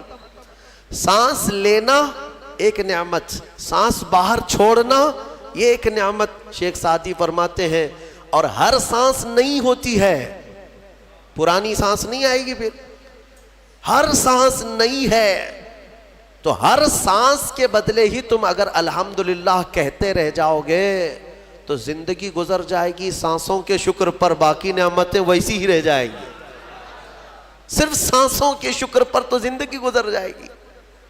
میرے عزیزو، اندازہ بھی نہیں کر سکتے کہ اللہ نے کون کون سی نعمتوں سے نوازا ہے۔ تمہیں پتہ ہے میں ایک مرتبہ اس چیز کو بھی پڑھا تھا کہ اگر تمہیں سانس خرید کر کے لینا پڑ جائے، ہاسپٹل میں جا کر کے دیکھو آکسیجن کا ایک سلنڈر جو کبھی مریضوں کو لگایا جاتا ہے کتنی قیمت کا ہوتا ہے، دن بھر میں وہ کتنے سلنڈر سانس کھینچتا ہے۔ اس اعتبار سے اگر تمہاری زندگی 60 سال کی ہوئی اور 60 سال تمہیں آکسیجن خرید کر کے لینا پڑا تو تقریباً اس کی قیمت جو ہے کئی 100 کروڑ میں چلی جاتی ہے۔ ایک اندازے کے مطابق 50 سے 60 کروڑ کا آکسیجن تمہیں لگ جاتا ہے، تو کیا یہ ہر آدمی کیپیبل ہے اپنی سانسوں کو پیسے سے خرید سکے گا؟ اور رب ذوالجلال نے تمہارے لیے اتنی آسانیاں کی ہیں کہ سانس ایسا نہیں ہے کہ فلاں شہر میں ملتی ہے جا کر کے لائیں اور پھر کھینچیں، تم جہاں ہو تمہاری ناک کے قریب ہوائیں کیا ہے۔ اس رب قدیر نے اتنی بڑی نعمتوں سے تمہیں نوازا، تمہیں اندازہ بھی نہیں ہے۔ اور اسی لیے رب تعالیٰ فرماتا ہے فَبِأَيِّ آلَاءِ رَبِّكُمَا تُكَذِّبَانِ، تم میری کون کون سی نعمتوں کو جھٹلاؤ گے۔ حاتم اصم ایک بزرگ ہے، حضرت حاتم خلیفہ ہارون رشید کے زمانے کے ہیں۔ خلیفہ ہارون رشید کے زمانے میں بادشاہ نے ایک مرتبہ ان کو طلب کیا اور پوچھا کہ کچھ نصیحت کیجیے آپ مجھے۔ وہ اکثر بڑے بڑے علماء کو دربار میں بلاتا اور نصیحت حاصل کرتا۔ حضرت حاتم اصم رضی اللہ تعالیٰ عنہ نے بادشاہ سے ایک سوال کیا کہ ہارون، اگر تمہارے ساتھ ایسا ہو جائے زندگی میں اور پیاس کی شدت ایسی ہے کہ تم بلک رہے ہو، اگر تم کو کوئی ایک گلاس پانی دینا چاہے اور وہ پیسوں میں دینا چاہے، اور اس آدمی کے علاوہ کسی کے پاس پانی نہیں ہے، تم ایسی جگہ پر پہنچ گئے ہو جنگل میں یا صحرا میں، تو تم اس کو کتنے پیسے دے کر خرید سکتے ہو؟ ایک گلاس پانی وہ بہت بڑی قیمت لگا رہا ہے، تم کو اگر بہت شدت کی ضرورت ہے تو تم کتنا مال دے کر کے خریدو گے؟ خلیفہ ہارون رشید نے کہا میں اپنی آدھی سلطنت بھی دینے کو تیار ہو جاؤں گا ایک گلاس پانی، کیونکہ ضرورت ہے انسان کی، جان بچانا ہے۔ تو حاتم اصم نے کہا ٹھیک ہے، تمہیں پانی تو مل گیا، کبھی ایسا ہوا تمہاری زندگی میں تم نے پانی تو پی لیا، پیٹ بھر کر پی لیا، پیٹ بھر کر کے، لیکن پانی اب نکلتا نہیں ہے، باہر نہیں نکلتا پانی، کوئی صورت ہی نہیں ہے کہ تمہارا پانی باہر آئے، پیشاب بند ہو چکا ہے۔ کوئی ایک حکیم ایسا ہے جو تم سے یہ کہے کہ میں تیرے پیٹ کا پانی باہر نکال دوں گا تو تو اسے کتنی قیمت دے گا؟ ہارون رشید نے کہا اس کو بھی میں اپنی آدھی سلطنت دے دوں گا، میرا پانی نکالتا ہے۔ تو حضرت حاتم اصم نے فرمایا ہارون، تیری پوری سلطنت کی قیمت ایک گلاس پانی کے برابر ہے، اگر نہ ملے تو آدھی سلطنت اور مل جائے نکالنے کے لیے آدھی سلطنت، تو سوچ وہ رب ذوالجلال بغیر کسی قیمت کے روز تجھے پلاتا بھی ہے اور روز تیرے سے نکالتا بھی ہے، کتنی بڑی نعمت ہے تیرے لیے۔ میرے عزیزو، میں آپ کو ایک چیز بتاتا ہوں، میرے آقا صلی اللہ تعالیٰ علیہ وسلم نے اپنی امت کو سب سے زیادہ اگر دعائیں سکھائی ہیں تو وہ شکر کی دعائیں تلاش کر لینا، یہ میرے مطالعے کے اعتبار سے میں آپ کو بتا رہا ہوں۔ آپ روزمرہ کی زندگی میں جو چیز بھی کرتے ہیں اس میں اللہ کا شکر ہے، میرے آقا نے سکھایا۔ آپ کھانا کھانے کے لیے بیٹھ رہے ہیں، بسم اللہ پڑھ کر کے شروع کیے، کھانا ختم ہونے کے بعد میرے آقا نے سکھایا ہے الحمدللہ الذی اطعمنا وسقانا وکفانا وجعلنا من المسلمین۔ کیا ہے؟ تمام تعریفیں اس اللہ کے لیے، شکر ہے اس مولا کا جس نے ہمیں کھلایا پلایا اور ہمیں ہدایت دیا اور مسلمان بنایا۔ کھانے کے بعد بھی میرے آقا نے یہی سکھایا، کھانے کے بعد تمہیں کرنا کیا ہے؟ یہی ہے۔ اچھا، اور نیند لگ رہی ہے، سونے کے وقت کہا بسم اللہ پڑھ کر کے سو جاؤ، لیکن سو کر کے اٹھتے ہو اگر نیند کھلتی ہے تو میرے آقا فرماتے ہیں یہ پڑھو الحمدللہ الذی احیانا بعد ما اماتنا۔ الحمد سے ہی شروع ہے، تمام تعریفیں اس اللہ کے لیے جس نے ایک موت کے بعد مجھے دوبارہ اٹھایا ہے۔ آپ کیا سمجھتے ہیں؟ نیند جو ہے موت کی بہن ہے۔ اگر کوئی سویا مولا چاہے تو اس کی آخری نیند ہو سکتی ہے، بہت سارے ایسے ہیں جو سوئے اور پھر اٹھ ہی نہیں سکے۔ نیند کی حالت ایسی ہوتی ہے کہ وہ آدھی موت کے برابر ہے، اس کو خبر نہیں ہوتی، اسی میں وہ چلا بھی جا سکتا ہے، اور پھر جب تمہیں بیدار کرتا ہے مولا تو یہ نعمت ہے، بہت بڑی نعمت ہے کہ تمہیں موت کے منہ میں لے جا کر واپس لے آیا۔ جب بھی تم اٹھتے ہو میرے آقا نے فرمایا شکر بجا لاؤ، شکر ہے اس اللہ کا، تمام تعریفیں اس اللہ کی۔ بعد ما اماتنا احیانا بعد ما اماتنا، ہمیں موت دینے کے بعد دوبارہ اٹھایا ہے۔ اس اللہ کا شکر ہے. سو کے اٹھو تو الحمدللہ.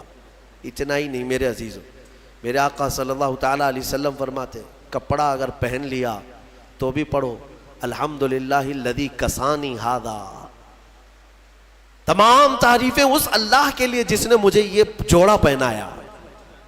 ہاں، ورنہ اگر مولا تعالیٰ نہ چاہے تو کسی جسم پر کپڑا بھی نہیں آئے گا. وہ روز تمہیں پہناتا ہے، تمہارے سطر کو چھپاتا ہے. اتنا ہی نہیں، میں آپ کو بتاؤں، استنجا کے لیے بھی جاتے ہو، پیشاب کے لیے فرمایا گیا کہ بسم اللہ پڑھ کر کے تو جانا ہے اور اللہ کی پناہ مانگ کر کے جاؤ. بسم اللہ اللہم انی اعوذ بک من الخبث والخبائث. لیکن جب تم استنجا کر کے باہر آتے ہو تو حضور نے فرمایا پھر یہ کہو الحمدللہ الذی اذھب عنی الاذى وعافانی. وہاں بھی شکر ہے. کس بات کا شکر ہے؟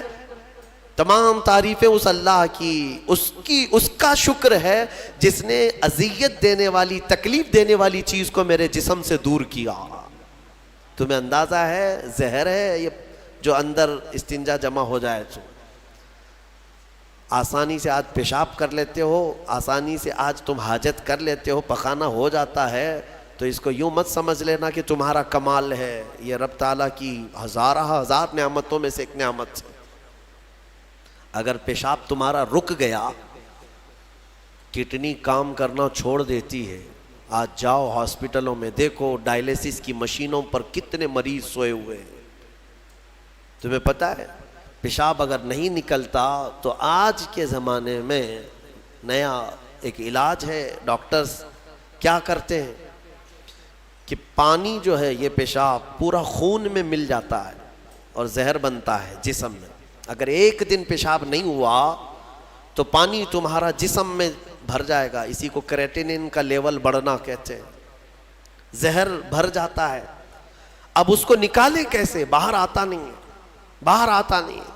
ڈاکٹر اس کے لیے ڈائلیسس کی مشین اس کو لٹاتے ہیں. کیا کرتے ہیں؟ بڑی موٹی موٹی 2 سوئیاں یہاں حلق میں ڈالتے ہیں گردن کے پاس، یا پھر ہاتھ سے ایک پائپ جسم کا پورا خون نکالتا ہے اور مشین میں ڈالتا ہے، اور مشین فلٹر کرتی ہے.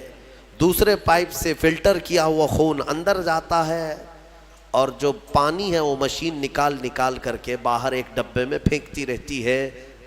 میرے عزیزو، میں نے اپنی آنکھوں سے دیکھا ہے ایک بار ڈائلیسس کرنے کے لیے 4 گھنٹے لگتے ہیں. 4 گھنٹے لگتے ہیں. اور کئی مریض ایسے ہیں جن کو ہفتے میں 3 مرتبہ یہ کرنا پڑتا ہے، اور ڈاکٹر ان کو ایک بوتل پانی دیتا ہے. لمیٹڈ پانی پینا، پورے 2 دن میں 1 لیٹر سے زیادہ پانی مت پیو. اللہ چاہ کر کے وہ پانی نہیں پی پاتے، چمچ سے پانی پیتے ہیں، ڈھکن سے پانی پیتے ہیں کہ زیادہ ہو گیا تو جسم میں نکلنے کی جگہ نہیں ہے.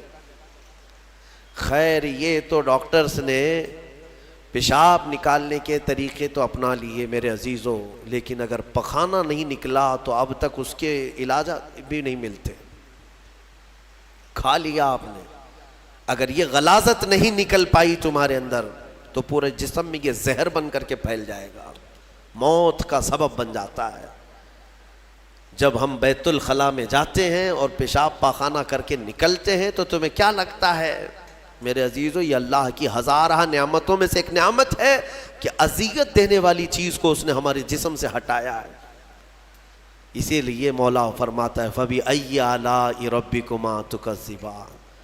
تم میری کون کون سی نعمتوں کو جھٹلاؤ گے؟ اچھا، یہ تو نکلنے والی بات میں نے کیا نا، نکلنے والی بات. لیکن تمہیں پتا ہے تمہیں اگر کھانے کے لیے بھوک نہ لگے تو کچھ نہیں کر سکو گے. کھانے کی خواہش ہونا یہ اللہ کی نعمت ہے. بھوک لگنا یہ اللہ کی نعمت ہے. اچھا، یہ بھی میں آپ کو بتا دوں، بھوک لگتی نہیں ہے کسی کو تو یہ مصیبت ہے. کھا ہی نہیں سکتا، بغیر بھوک کے وہ اندر لے بھی نہیں سکتا لقمہ. یہ رب تبارک و تعالیٰ کی طرف سے نظام رکھا گیا ہے. وہ بھوک لگتی ہے وہ کھاتا ہے. اور ایک بات میں بتا دوں، ایک بڑی بیماری ہے دنیا کی، بھوک تو بہت لگتی ہے، آدمی کھائے جاتا ہے لیکن پیٹ بھرتا نہیں، سیرابی نہیں ہوتی، شکم سیر نہیں ہوتا. یہ بیماری ہے ہیضے کی بیماری. اس بیماری میں حجاج بن یوسف مر گیا. ہاں، بڑا گورنر تھا. جانتے ہیں بھوک اتنی لگتی تھی اس کو کہ ایک مرتبہ ایک گائے پوری ذبح کر کے بھون کر کے اس کو کھلائی گئی، پیٹ نہیں بھرا. خواہش ابھی بھی باقی ہے، بھوک ابھی بھی ہے، اور کچھ کھلا دو، اور کچھ کھلا دو. اس کو پھر انڈے کھلائے گئے، مرغیاں کھلائی گئی، اتنا کھلایا گیا کہ پیٹ پھٹ گیا، پیٹ پھٹ گیا اور زہریلا ہو گیا. آپ کو کیا میں بتاؤں، پیٹ 4 لقمے کھانے کے بعد، کسی کو 10 لقمے کھانے کے بعد ایسا لگتا ہے نا پیٹ بھر گیا، الحمدللہ پیٹ بھر گیا ہے. یہ جو شکم سیر آپ کو لگتا ہے یہ اللہ کی نعمت ہے. کچھ لوگوں کو یہ بیماری ہے کہ تم ان کو 4 کلو بھی اندر کچھ ڈال دو تو یہاں کی جو چاہت ہے وہ نہیں جائے گی. ہاں، خواہش نہیں ختم ہوگی. اسی طرح پیاس لگنا اللہ کی نعمت ہے، اور پیاس کا بجھ جانا یہ بھی نعمت ہے. سکرات کے وقت میں فرمایا گیا کرے ایک ندی پانی بھی اس کو پلایا جائے تو یہ حلق نہیں سوکھے گا، پیاس باقی رہے گی. اور پانی اور پانی اور پانی. تم اندازہ کر سکتے ہو ایک گلاس پانی پینے کے بعد اگر ٹھنڈک لگی، ہاں پیٹ بھر گیا، پیاس بجھ گئی، نعمت ہے اللہ کی یہ. اور ایک بیماری یہ ہے کہ اس کے اندر ایک بالٹی پانی بھی ڈال دیا جائے تو حلق نہیں سوکھتا، پیاس بجھتی نہیں ہے، پھر زبان چپکنے لگتی ہے، حلق سوکھنے لگتا ہے. یہ بیماری ہے. میرے عزیزوں، میں تو صرف تمہارے جسم کی نعمتیں گنا رہا ہوں، تمہیں اندازہ بھی نہیں ہے. ابھی چند دنوں قبل میں نے اپنے بچوں کے سامنے بھی ایک بات عرض کیا تھا. میں 1-2 سال قبل شاید ایک مطالعے میں تھا، کسی چیز کی اسٹڈی میں ایک نئی چیز میرے مطالعے پہ آئی تھی. ایک صاحب کئی دنوں سے وہ بیمار رہتے تھے. ان کو ہوتا کیا تھا، چلتے تھے تو اچانک ٹیڑھے ہو جائے اور ایسا لگے کہ دیوار گر رہی ہے. روڈ پہ چلے تو ایسا لگے کہ یہ گاڑی میرے اوپر گرے گی. ہاں، یہ ایک بیماری ہے. آپ زمین پر کھڑے ہوتے ہیں، 2 پیروں سے کھڑے ہوتے ہیں نا، بیلنس کیسے رہتا ہے تمہارا؟ یہ چاہے موٹے ہو تگڑے ہو لیکن سیدھے تو کھڑے رہتے ہو. اور چلتے ہو تو کیا ایک طرف جھک جھک کے چلتے ہو، کبھی ادھر کبھی ادھر نہیں. ہوائیں چاہے جتنی بھی آئیں آپ سیدھے چلتے ہیں. یہ کون ہے جو تمہارے بیلنس کو مینٹین کیا ہوا ہے؟ صرف 2 ٹانگوں پر تمہارے پورے وزن کو کس نے قائم رکھا ہے؟ اگر تجربہ کرنا ہے تو مٹی کا ایک پتلا اس طرح سے چلا کر کے دکھاؤ، 2 ٹانگوں پر چلا کر کے دکھاؤ، بیلنس کون رکھے گا؟ ارے پتلے بھی اگر بنا کر کے کھڑا کرتے ہیں کہیں اسٹیچو تو انہیں گاڑ دیتے ہیں، کھڑا نہیں کر پائیں گے. اتنا تمہاری ہی وزن کے بارے 80 کلو کا ایک پتلا بناؤ مٹی کا اور اس کو صرف پیروں پہ کھڑا کر کے دکھاؤ، نہیں کھڑا ہوگا، ہوا آئے گی گر جائے گا. تمہیں ہوا کیوں نہیں گراتی؟ کون ہے جو تمہیں برقرار رکھا ہوا ہے؟ آپ کو میں بتاؤں تو حیرت ہوگی آپ کہ کون سی چیز مینٹین کرتی ہے. پتہ ہے آپ کو کون سی چیز تمہارے جسم کے اندر؟ نہ تمہارے ہاتھ نہ تمہارے پیر. اللہ اکبر، اللہ کی نعمتوں پر قربان جاؤ. ایک صاحب انہوں نے مجھ سے ملاقات کی تھی اور اپنی بیماری یہ بتائی تھی کہ ایسا لگتا ہے، تعویذ بھی کرائے، دعا بھی کرائے، وظیفے بھی کروائے، بہت ساری. ایک ماہر دانشور تھے، انہوں نے مجھ سے یہ کہا کہ مولانا مسئلہ یہ ہے کہ ہمارے دونوں کانوں کے بیچ میں ایک چھوٹا سا پارا، ایک قطرہ ہوتا ہے پارے کا، لکوڈ پارا. دیکھیں آپ بی پی چیک کرنے کے وقت جو چڑھتا اترتا ہے مشینوں پہ، اس طرح کا ایک ہلکا سا ایک لکوڈ قطرہ ہمارے دونوں کانوں کے برابر بیچوں بیچ ہوتا ہے، اور وہ قطرہ ہے جو پورے بیلنس کو مینٹین کرتا ہے. وہ ایک قطرہ ہے. اگر اس قطرے کے اندر ذرا برابر بھی ادھر ادھر ہوا، وہ ایک طرف ہو گیا تو آدمی یوں چلنے لگ جائے گا. اگر وہ اس طرف ہو گیا قطرہ تو پھر آدمی اس طرف جھک جائے گا. اور یہ جلدی ہوتا نہیں ہے، وہ اتنا مضبوطی کے ساتھ پورے انسانوں کے جسموں کو سنبھالے رکھتا ہے۔ میرے عزیزوں، پھر میں یہ پوچھتا ہوں فَبِأَيِّ آلَاءِ رَبِّكُمَا تُكَذِّبَانِ، تم اپنے رب کی کون کون سی نعمتوں کو جھٹلاؤ گے؟ اور ایک بات، عجیب عجیب چیزیں میں نے دیکھی، کبھی ہم غور نہیں کرتے نا اپنے جسم میں، اور اسی لیے میرا رحمان فرماتا ہے وَفِي أَنفُسِكُمْ أَفَلَا تُبْصِرُونَ، تمہاری ذات میں میری نشانیاں ہیں، تم دیکھتے نہیں؟ اللہ پوچھ رہا ہے، تمہاری اپنی ذات میں میری نشانیاں ہیں۔ محبوب الہی نظام الدین اولیاء رحمۃ اللہ تعالیٰ علیہ نے فرمایا، اللہ تبارک و تعالیٰ تک اگر پہنچنا چاہے بندہ تو صرف اس کی نسیں جو ہے نا، اس کی رگیں، یہی کافی ہیں اس کے لیے۔ ہاں میرے عزیزوں، آج بھی ڈاکٹرز یہ کہتے ہیں کہ تمہارے جسم کے اندر کی نسیں اگر کھول کر کے پھیلا دی جائیں تو 10,000 کلومیٹر تک پھیل جائیں گے، یعنی تقریباً ایک دنیا گھومنے کے برابر۔ اتنی نسیں تمہارے جسم کے اندر ہیں کہ اگر ان کو کھول کر کے پھیلا دیا جائے تو اتنی لمبی ہوں۔ کون ہے جو یہ سارا مینٹین کیا ہوا ہے؟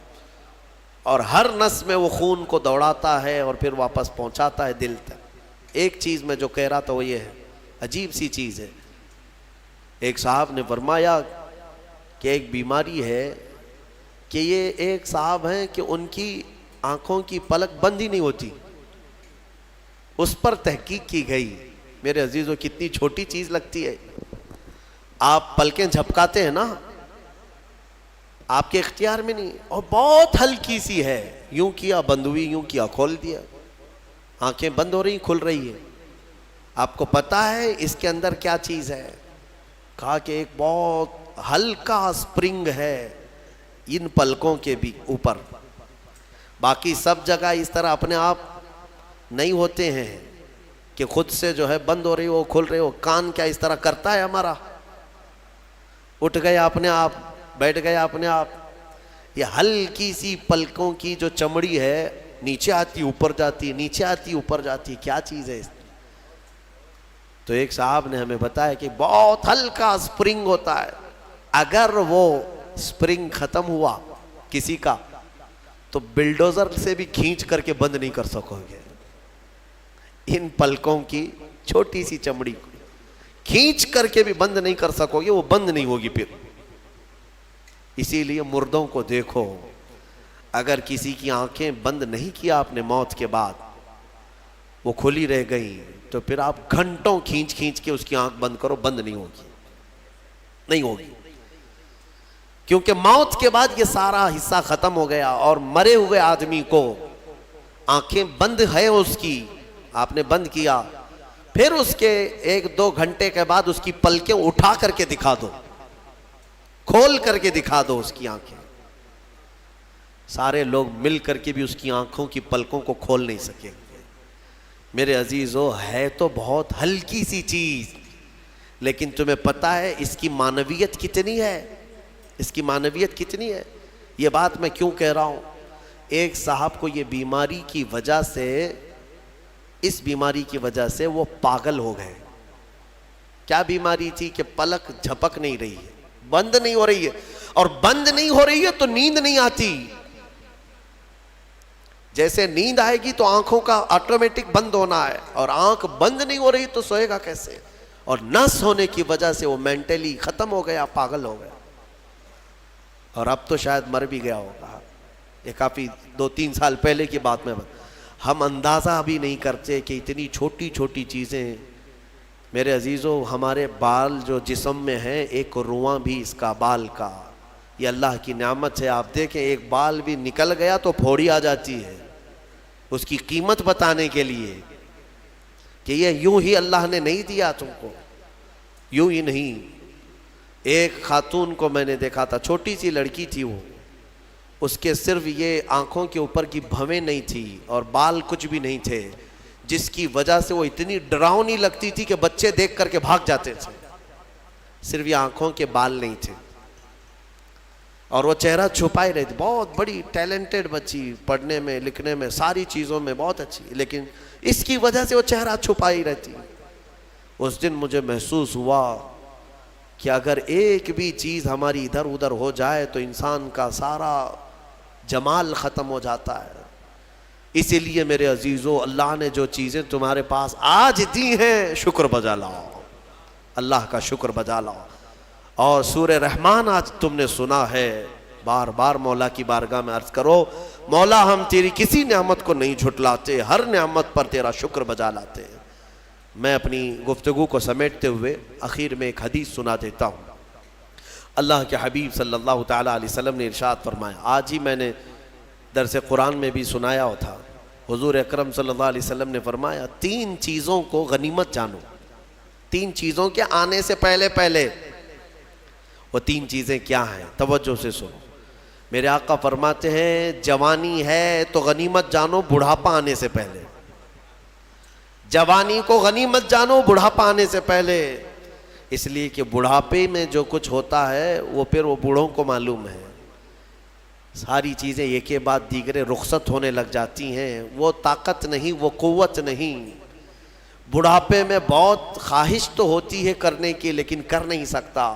اسی لیے جوانی کو غنیمت جانو. اے نوجوانوں، عیاشی میں برباد کرو گے تو پچھتاؤ. دوسری چیز میرے آقا فرماتے ہیں، آج صحت ہے تو صحت کو بیماری سے پہلے غنیمت جانو. بیمار ہونے سے پہلے پہلے دیکھو اپنے ہاتھوں کو، پیروں کو، سب صحیح سلامت ہے. آج آنکھ دیکھ رہی ہے، کان سن رہے ہیں، زبان بول رہی ہے، ہاتھ پیر چل رہے ہیں. شکر کرو اللہ کا. اس لیے کہ ہم نے دیکھا ہے چند دنوں کے بعد ایسی بیماریاں جکڑ لیتی ہیں، سجدہ کرنا چاہتا ہے لیکن پیر مڑتے نہیں، پیر جام ہو گئے. رکوع کرنا چاہتا ہے، کمر جھکتی نہیں. آج صحت ہے تمہارے پاس، کل آنکھیں ساتھ چھوڑنے لگ جائیں گی، کان کم سنائی دینے لگ جائیں گے، زبان میں راشا طاری ہونے لگ جاتا ہے، ہکلاہٹ آنے لگ جاتی ہے. چاہ کر کے بھی بہت ساری چیزیں تم کر نہیں پاتے. اسی لیے آج صحت ہے، غنیمت جانو اس کو. کوئی بیماری نہیں. آج چند ہی دنوں کے بعد دیکھنا کہ شوگر ساتھ، بی پی ساتھ، ایسے ساتھ ہوتے ہیں کہ پھر قبر تک نہیں چھوڑتے. ہاں آج صحت ہے، کل کسی کو کینسر ہوا تو پھر وہ جنازے کے ساتھ ساتھ کینسر جاتا ہے. کچھ نہیں کرتے، اور ان بیماریوں میں آنے کے بعد ان کو صحت کے دن یاد آتے ہیں. کاش جب میں اچھا بھلا تھا تو اللہ کی عبادت کرتا، بیمار ہوں کچھ نہیں کر پاتا. میں نے آپ کو اس سے قبل بھی بتایا تھا میرے عزیزو، ایک نوجوان کی بات مجھے بار بار وہ جھنجھوڑتی ہے. ممبئی شہر کے رہنے والا نوجوان، 22 سے 24 سال کا. باپ اکلوتے بیٹے کو بہت اچھا پڑھایا تھا، لندن بھیج کر کے پڑھایا تھا. اکلوتا بیٹا، بڑے باپ کا بیٹا ہے، اور 24 سال کی عمر میں اس کو بون کینسر ہو گیا، ہڈیوں کا کینسر ہو گیا. یونیورسٹی میں پڑھا اچھا، اور اس کے بعد پتہ ہی نہیں چلا، اچانک 3rd اسٹیج پہ پتہ چلا. پھر 6 مہینے شاید علاج کے لگے ہوں گے. ڈاکٹروں نے کہا کہ اس کو گھر لے جاؤ، اب کچھ نہیں ہوتا. گھر آیا تھا، اس کی ہڈیاں گل گئی تھی. ہاں، بون کینسر بڑا ڈینجر ہے، ہڈیاں جو ہے پاؤڈر ہونے لگ جاتی ہیں. اس کو اگر اٹھائیں تو پیٹھ کی ہڈی میں انگلیاں اندر جانے لگ جاتی. یہ کینسر بہت خطرناک قسم کا ہے. اس کے چند دن بچے ہوں گے اپنے گھر پر، علاج وغیرہ سب ختم ہو چکا.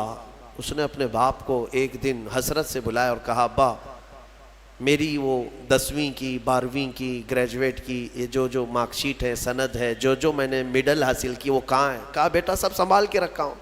کہا میں دیکھنا چاہتا ہوں. باپ نے وہ ساری چیزیں الماری سے اس کو دیا کہ یہ سرٹیفکیٹ ہے، یہ تیری سند ہے، یہ مارک شیٹ ہے، یہ ساری چیزیں ہیں. وہ نوجوان بستر پر لے کر کے اپنی سرٹیفکیٹ پڑی ہوئی، اس میں ٹاپر بھی رہا ہے وہ سب چیزیں دیکھ دیکھ کر کے رونے لگا. اور پھر اپنے باپ سے ایک سوال کیا کہ ابا یہ ساری مارک شیٹ اور سند میں کون سی ایسی ہے جو میں منکر نکیر کو بتاؤں تو مجھے چھوڑ دیا جائے؟ کیونکہ میں جا رہا ہوں اب آخری سفر پر، میں آخری سفر پر جا رہا ہوں. اب تو میرے پاس اتنا وقت بھی نہیں ہے کہ میں کوئی اور چیز حاصل کروں. اس کے باپ نے مجھے یہ چیز بتائی تھی. وہ کہتے تھے کہ مولانا آپ بچوں کو بتاؤ، واقعی صحت جب تک تھی تم نے نہ قرآن کی طرف توجہ دیا، نہ میرے رحمان کو راضی کرنے کی کوشش کی۔ صحت آج ہے تو شکر بجا لاؤ اللہ کا، بیماری میں وہ مولا تمہارے ساتھ ہوگا۔ دو چیزیں میں نے عرض کی ہے، جوانی کو غنیمت جانو بڑھاپا آنے سے پہلے، صحت کو غنیمت جانو بیمار ہونے سے پہلے، اور سب سے بڑی چیز میرے آقا فرماتے ہیں زندگی کو غنیمت جانو موت آنے سے پہلے۔ ہاں ٹھیک ہے، بڑھاپے میں کچھ تو کر سکتے ہو، بیماری میں کچھ تو کر سکتے ہو، مرنے کے بعد کیا کر سکتے ہو؟ تو اس لیے آج زندہ ہیں، اسی کو غنیمت جانو کہ اللہ ابھی تو ملک الموت نہیں آیا، ابھی تمہارے پاس ٹائم باقی ہے، سانسیں چل رہی، وقت باقی، صحت بھی ہے، جوانی بھی ہے، زندگی بھی ہے، تو سب ہے تمہارے پاس۔ پھر اللہ کی ناشکری کرنا میرے عزیزوں یہ سب سے بڑا گناہ ہے۔ اسی لیے میرے آقا صلی اللہ علیہ وسلم نے فرمایا معراج کی رات میں نے جہنم میں سب سے زیادہ عورتوں کو دیکھا۔ حضور سے پوچھا عورتوں نے کہ کس وجہ سے؟ حضور نے وجہ یہی بتائی، ہن یکفرن العشیر، وہ اپنے شوہروں کی ناشکری کرتی ہیں، ناشکری کرتی ہیں۔ کب تو نے میرے ساتھ اچھا کیا، یہ لفظ کہتی ہیں جس کی وجہ سے مولا ان کو جہنم میں پہنچایا۔ عورت اگر شوہر کی ناشکری کی وجہ سے جہنم میں ہے تو یہ بندے جو سیدھے رحمان کے ناشکرے ہیں وہ کس قدر جہنم میں جلیں گے۔ اسی لیے میں ڈراتا ہوں اس بات سے کہ اللہ رب العزت کا شکر بجا لاؤ، جیسا رکھا ہے اس نے بہت ہے، بلکہ دیکھا جائے تو ہماری حیثیت سے زیادہ اس نے عطا کیا ہے۔ شیخ سعدی رحمۃ اللہ تعالیٰ علیہ کی وہ بات یاد آتی ہے، ان کی چپل گم ہو گئی تھی، کانٹے اور کنکر چبھنے لگے، مسجد میں آئے سجدے میں رونے لگے، سفر میں ہوں مولا میری حیثیت ہی نہیں ہے کہ اب میں چپل بھی خرید سکوں، میں اتنا غریب اور مفلس ہو گیا ہوں۔ باہر نکلے تو دیکھا ایک آدمی پیر کٹا ہوا بیٹھا تھا جس کے دونوں پیر نہیں تھے، تو واپس گئے اور اللہ کا شکر بجا لانے لگے، اے مولا میری تو چپل ہی نہیں ہے، اس کے پاس پہننے کے پیر بھی نہیں ہے۔ اسی لیے اپنے سے چھوٹوں کو دیکھو اور شکر بجا لاؤ۔ ہاں میں اپنے نوجوانوں سے اسی لیے کہتا تھا کہ کبھی کبھار ہاسپٹل وزٹ کرو، جاؤ کینسر کے پیشنٹ کو دیکھو، وہاں پر کبھی چہرہ سڑا ہوا ہے، کسی کا گلا سڑا ہوا ہے، کہاں کہاں کیا کیا۔ میں جاتا ہوں کبھی تو وہ دیکھتے ہی رونے لگ جاتے ہیں۔ میرے عزیزوں وہ موت و حیات کے بیچ میں موجود ایک لاش کی طرح پڑے رہتے ہیں۔ تم دیکھو گے تمہیں اپنی صحت پر اللہ کا شکر کرنے کا جذبہ پیدا ہوگا کہ مولا تو نے مجھے ان سب بیماریوں سے محفوظ رکھا ہے۔ اسی لیے میرے آقا صلی اللہ تعالیٰ علیہ وسلم نے بیماروں کو دیکھ کر، مصیبت زدہ کو دیکھ کر کے بھی جو دعا تعلیم دی وہ کیا ہے؟ اللہ تعالیٰ نے، اللہ کے حبیب نے یہی دعا سکھائی، الحمدللہ الذی فضلنا علی کثیر ممن خلق تفضیلا، الحمدللہ الذی عافانی مما ابتلاک بہ وفضلنی علی کثیر ممن خلق تفضیلا۔ اے مولا تیرا شکر ہے تو نے مجھے عافیت دی ہے، جس میں تو اس کو مبتلا کر رکھا ہے اس سے تو مجھے بچا کر رکھا ہے، اور سب پر تو نے، اکثر بندوں پر تو نے مجھے فضیلت دی ہے، مولا یہ تیرا شکر ہے۔ اسی لیے میں کہوں گا فَبِأَيِّ آلَاءِ رَبِّكُمَا تُكَذِّبَانِ، اے انسانوں اور جنات تم اپنے رب کی کون کون سی نعمتوں کو جھٹلاؤ گے؟ اگر جھٹلاؤ گے تو پھر پکڑ ہوگی۔ مولا کریم کی بارگاہ میں عرض کرو، مولا ہماری ہر سانس کے بدلے تیرا کروڑ شکر و احسان ہے، اور سب سے بڑا تیرا انعام اور تیرا شکر یہ ہے کہ مولا ہمیں لائق نہ ہونے کے باوجود تو نے اپنے محبوب کی امت میں ہمیں پیدا کیا ہے، ایمان دیا، اسلام دیا، اور مولا تیرے دربار میں اتنی التجا ہے کہ اے کریم خدا ہماری آخری سانس بھی تو ہمیں ایمان پہ عطا فرما، تیرے حبیب کے قدموں میں موت عطا فرما، اور جب اٹھائے جائیں تو شکر گزار بندوں میں ہمارا حشر فرما۔ وآخر دعوانا ان الحمدللہ رب العالمین۔ اور سورہ حامیم السجدہ کی تلاوتیں کی ہیں، زمر جس میں اللہ تبارک و تعالیٰ نے وہی جہنمیوں کے اور جنتیوں کے احوال بیان فرمائے۔ کل جیسے میں نے بتایا تھا، وسیق الذین کفروا الی جہنم زمرا، کفار کو کھینچ کر کے لایا جائے گا گروہ در گروہ، پورے جماعتوں کے جماعتیں آئیں گی، ان کو کھینچ کر لایا جائے گا، دروازے پر پہنچیں گے، حتی اذا جاؤہا فتحت ابوابہا، جیسے ہی یہ لوگ پہنچیں گے جہنم کے دروازے کھول دیے جائیں گے۔ کھول دیے جائیں گے. وقال لهم خزنتها، اور جہنم کے جو دربان فرشتے ہیں وہ ان سے پوچھیں گے، ان کفار سے، الم یاتکم رسول منکم یتلون علیکم آیات ربکم، کیا تمہارے پاس کوئی رسول نہیں آئے تھے جو تمہارے رب کی آیتیں تم پر تلاوت کرتے تھے؟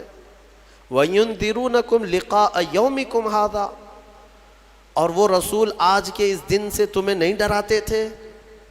کوئی آئے تھے یا نہیں آئے تھے تمہارے زمانے میں؟ سوال ہوگا ان لوگوں سے. تو پھر وہ کیا کہیں گے جہنم کے دروازے پر پہنچ کر؟ قالوا بلا، کہیں گے کیوں نہیں، ہاں آئے تو تھے، لیکن انہوں نے جھٹلا دیا، مذاق کیا انبیاء کے ساتھ. پھر ان پر عذاب جو ہے واجب ہو گیا، اور انہیں کہا جائے گا قیل ادخلوا ابواب جہنم خالدین فیہا، کہا جائے گا جہنم میں داخل ہو جاؤ ہمیشہ ہمیشہ کے لیے، ہمیشہ کے لیے، نان اینڈنگ، کبھی ختم نہیں ہوگا. وہ 100 سال ہے کہ 1000 سال ہے کہ لاکھ سال ہے کہ کروڑ سال ہے، ہم نہیں کہہ سکتے. ہمیشہ ہمیشہ کے لیے دوزخ میں چلے جائیں گے کفار. پھر اللہ تعالیٰ آیتوں میں فرماتا ہے وَسِيقَ الَّذِينَ اتَّقَوْا رَبَّهُمْ إِلَى الْجَنَّةِ زُمَرًا، پھر جو اللہ سے ڈرتے تھے دنیا میں، متقیوں کی جماعت، ایمان والوں کی جماعت، یہ بھی لائے جائیں گے جنت کی طرف. یہ بھی جماعت در جماعت آئیں گے. حَتَّى إِذَا جَاءُوهَا وَفُتِحَتْ أَبْوَابُهَا، جب یہ مومنین دروازے پر پہنچیں گے، جنت کے دروازے کھول دیے جائیں گے. جنت کی خوشبو 500 سال کی مسافت دور سے ہی آ رہی ہوگی. جنت کی خوشبو ابھی 500 سال کی مسافت ہو سکتی ہے، اتنی دور سے جنت کی خوشبو محسوس کر رہا ہوگا مومن. اور جب وہاں پہنچا ہوگا تو پھر خوشبو کا حال کیا ہوگا؟ دروازے کھول دیے جائیں گے. وقال لهم خزنتها، اور ان سے بھی جنت کے دربان پوچھیں گے، کہیں گے. جیسے دوزخیوں کو جو فرشتے ہیں وہ بہت سخت فرشتے ہیں، دوزخ پر جو مامور ہیں بہت سخت فرشتے ہیں. دوزخ کے دربان کا نام حضرت مالک ہے، جو داروغہ دوزخ ان کو کہا جاتا ہے. ویسے کئی فرشتے مقرر ہیں، ان میں جو سردار فرشتے ہیں ان کا نام حضرت مالک ہے. وہ سخت قسم کے فرشتے ہوں گے. اور پھر جنت کے جو دربان ہیں وہ حضرت رضوان ہیں. جنت کے داروغہ فرشتے ہیں، سردار فرشتے جو ہیں، جنت کے سارے دروازوں کے امور جن کے ہاتھ میں ہیں وہ حضرت رضوان، وہ بھی فرشتے ہیں. جب مومنین وہاں پہنچیں گے دروازے کھول دیے جائیں گے. ان سے بھی وہ دربان فرشتے کہیں گے، کیا کہیں گے؟ ویسے نہیں، کیا تمہارے پاس رسول نہیں آئے تھے؟ کیا تمہیں آج کے دن سے ڈرایا نہیں گیا تھا؟ بلکہ دروازے کھولتے ہی وہ کیا کہیں گے؟ وَقَالَ لَهُمْ خَزَنَتُهَا سَلَامٌ عَلَيْكُمْ، فرشتے کہیں گے اللہ کی سلامتی ہو تم پر، آ جاؤ. طِبْتُمْ فَادْخُلُوهَا خَالِدِينَ، مبارک ہو تمہیں، آؤ اندر ہمیشہ ہمیشہ کے لیے. جو جنت میں جائے گا وہ بھی ہمیشہ کے لیے جائے گا. وَمَا هُمْ بِخَارِجِينَ مِنْهَا، کوئی بھی جنت سے نکالا نہیں جائے گا. جنت میں جانے کے بعد پھر ایگزٹ نہیں ہے، کوئی نہیں آئے گا. جو وہاں گیا وہ ہمیشہ رہے گا. پھر سارے مومنین کیا کہیں گے؟ سب سے پہلے جنت میں جاتے ہی وَقَالُوا الْحَمْدُلِلَّهِ، سب مومنین کہیں گے الحمدللہ، ہمارے مولا کا، رب ذوالجلال کا، اللہ کا شکر ہے، تمام تعریفیں اس کے لیے ہیں. الذی صدقنا وعدہ، جس نے اپنا وعدہ سچ کر دکھایا ہمیں. ہم اس سے دنیا میں ڈرتے تھے اور اس کی جزا میں آج مولا نے ہمیں جنت عطا کر دی. جنت کیا ہے میرے عزیزو؟ آج تک اس کو کسی آنکھ نے دیکھا نہیں، کسی کان نے اس کے مثل کوئی چیز سنی نہیں. ہاں، مصطفیٰ کریم صلی اللہ تعالیٰ علیہ وسلم سے جو ہم نے سنا ہے جنت کی نعمتیں کیا ہیں، وہاں پر کس انداز سے محلات تعمیر ہیں. ایک ایک محل جو جنتیوں کو دیا جائے گا اس کی دیواریں ایک سونے کی اینٹ سے، ایک چاندی کی اینٹ سے اس طرح تعمیر کی گئی ہیں.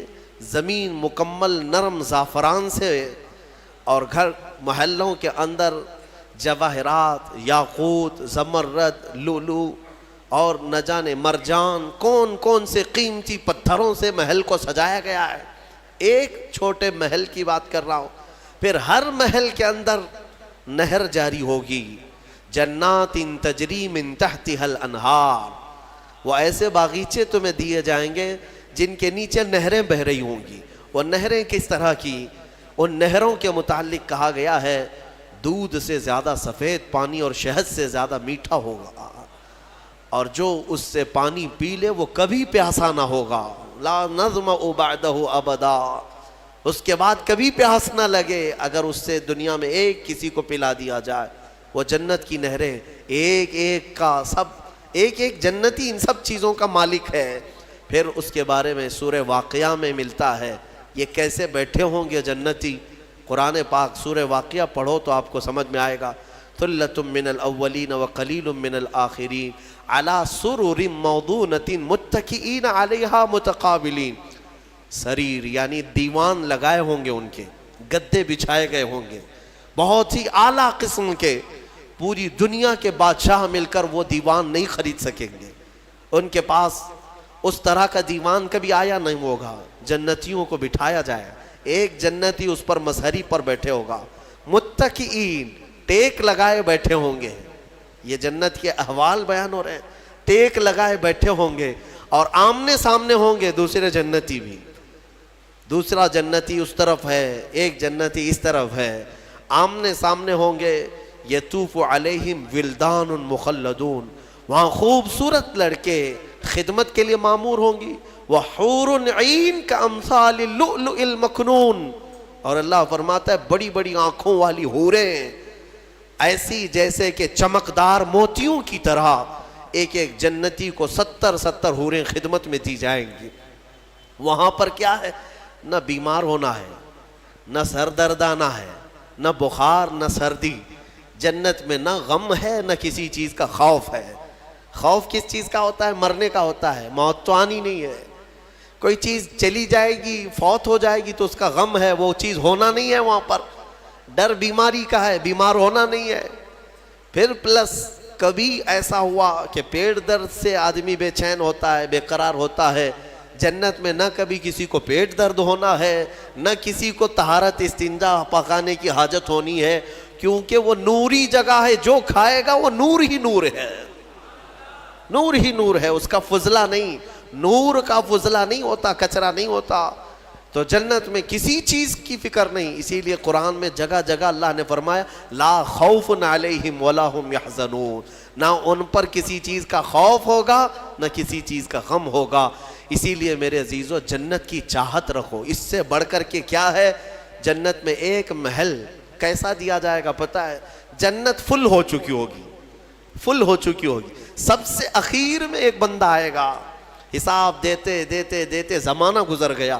جنتی جنت میں جا چکے، سب کا فیصلہ ہو گیا. لاسٹ آنے والا، سب سے اخیر میں آنے والا جنتی پتہ نہیں کتنے 100 سال بعد آئے گا. بخشش ہو گئی، اس کی سزائیں ختم ہو گئیں، اسے بھی نکال کر کے لایا گیا. جنت میں وہ آیا، دیکھا ساری جنت بھری ہوئی، سب کے محلات لگے ہوئے ہیں. ظاہر سی بات ہے انٹرنس پر سیدھے ہی آتے ہی بڑے بڑے محلات اور سب کے نام لگے ہوئے ہیں. یہ حسرت سے دیکھنے لگا میں بہت تاخیر سے آیا، مجھے جگہ ملے گی یا نہیں ملے گی. سب سے اخیر میں آنے والا جنتی تو وہ جنت میں اندر آئے گا، رب تبارک و تعالیٰ سے پوچھے گا کہ مولا میری جگہ ہے یا نہیں جنت میں. رب تبارک و تعالیٰ فرماتا ہے جنت میں اس بندے سے پوچھتا ہے تیری کیا خواہش ہے. جنت میں یہ محلات سب کو جو دیے گئے ہیں وہ کتنے بڑے ہوں گے میں انداز آپ کو بتاتا ہوں. اس بندے سے پوچھا گیا، وہ بندہ کہتا ہے میرے لیے کوئی جگہ ہے یا نہیں. اللہ تعالیٰ فرماتا ہے اے بندے تو دنیا سے آیا، دنیا میں رہا، زمین پر رہا، زندگی گزارا، وہاں سے آیا، اب تیرے لیے جنت ہو گئی. پوری دنیا جتنی بڑی تھی کیا اتنا بڑا محل تجھے دے دوں؟ جنت میں اتنا بڑا ایک محل تجھے دے دوں؟ وہ خوشی سے مولا کی بارگاہ میں اچھلنے لگا، مولا اتنا بڑا محل؟ اگر اتنی بڑی نعمت مجھے مل جائے تو کیا کہنے؟ رب تعالیٰ فرماتا اے بندے کیا تو اس بات پر راضی ہے کہ دنیا کے برابر 2 دنیا برابر میں ایک محل دے دوں؟ دگنا، دنیا جتنی بڑی ہے اس سے بڑی۔ وہ بندہ خوشیوں سے جھومتا جا رہا ہے، یہاں تک کہ رب تعالیٰ اضافہ کرتا جا رہا ہے۔ حدیث پاک میں ہے اللہ تعالیٰ نے فرمایا کہ پوری دنیا کے برابر 3 گنا بڑا محل تجھے جنت میں دے دوں۔ وہ اش کرنے لگا، مولا یہ میری حیثیت سے زیادہ ہے اور تیرے فضل کے لیے کوئی چیز کمی نہیں ہے۔ پھر مولا تبارک و تعالیٰ حکم دے گا کہ اس بندے کو جو دنیا سے آیا سب سے اخیر میں آیا، پوری دنیا کے برابر 3 گنا بڑا کر کے اسے محل دیا جائے۔ یہ سب سے اخیر میں آنے والے کا ہے، جو شروع میں جا چکے ہوں گے ان کے محلات کتنے بڑے ہوں گے، اور جنت کی وسعت کو تم اندازہ بھی نہیں کر سکو گے، وہ کتنی بڑی ہے، کتنی چوڑی ہے، نہ تمہارے کیلکولیشن میں آ سکے گا، نہ حساب میں آ سکے گا۔ جنت کو کس قدر پھیلایا گیا ہے میرے عزیزوں۔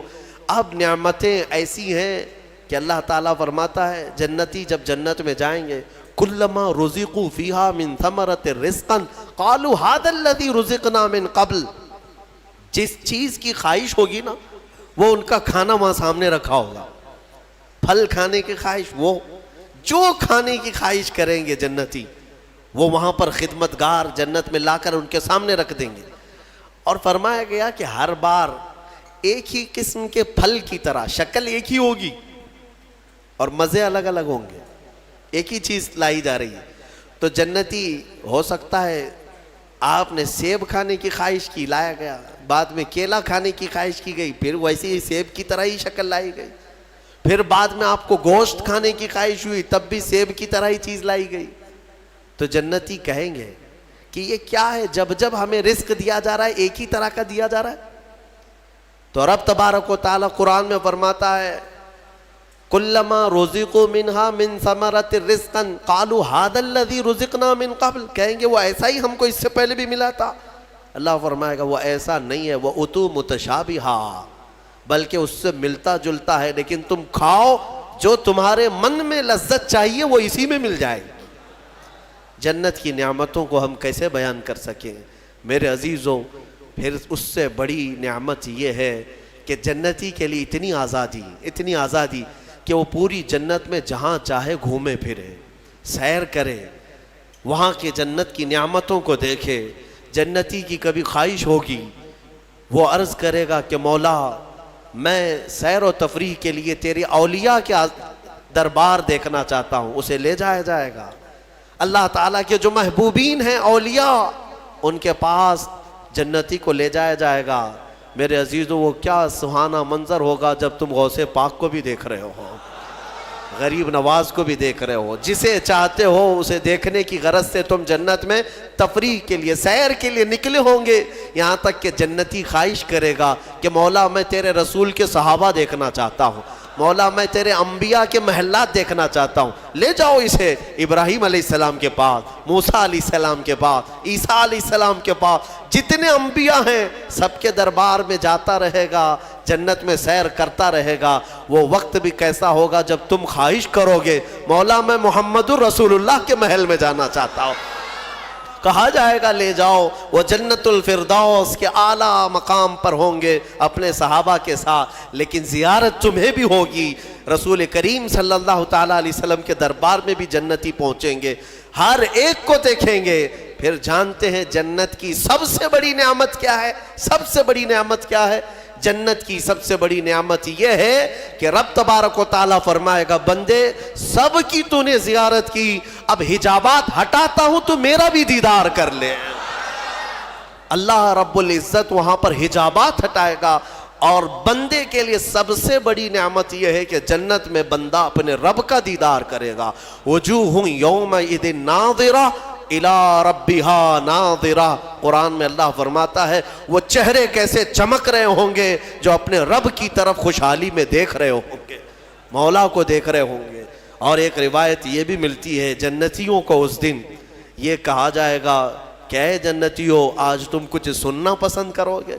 کہیں گے مولا تیری حمد، تیری ثنا، تیرے حبیب کی تعریف، دنیا میں گانے بجانے نہیں سنتے تھے، بچتے تھے، اپنے کانوں کو بچاتے تھے. جنت میں انہیں سنایا جائے گا. کس سے؟ کہا جائے گا حوران جنت کو کہ اپنی سریلی آواز سے انہیں نغمات توحید سناؤ. اللہ تعالیٰ کے حمد کی، توحید کی وہ سریلی آواز میں نغمات سناتی رہیں گی. جانتے ہیں جس کو سننے کا شوق ہوتا ہے وہ مدہوش ہوتا ہے. ہاں، اللہ رب العزت کی حمد حوران جنت سے سنتے سنتے 100 سال گزر جائیں گے. 100 سال گزر جائیں گے. پھر رب تبارک و تعالیٰ فرمائے گا اے جنتیوں سیراب ہو گئے؟ کہیں گے مولا اور بھی ہم سننا چاہتے ہیں، اور بھی ہمیں سنایا جائے.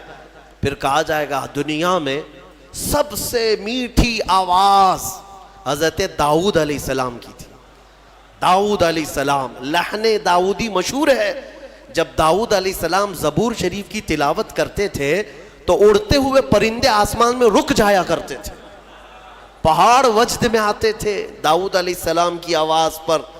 تو رب تبارک و تعالیٰ فرمائے گا اے بندو کیا تم اس بات پر راضی ہو کہ میرے نبی داؤد سے میں تمہیں نغمات توحید سناؤں؟ داؤد علیہ السلام سے کہا جائے گا کہ اے داؤد آپ میرے ان بندوں کو میری حمد سنائیں.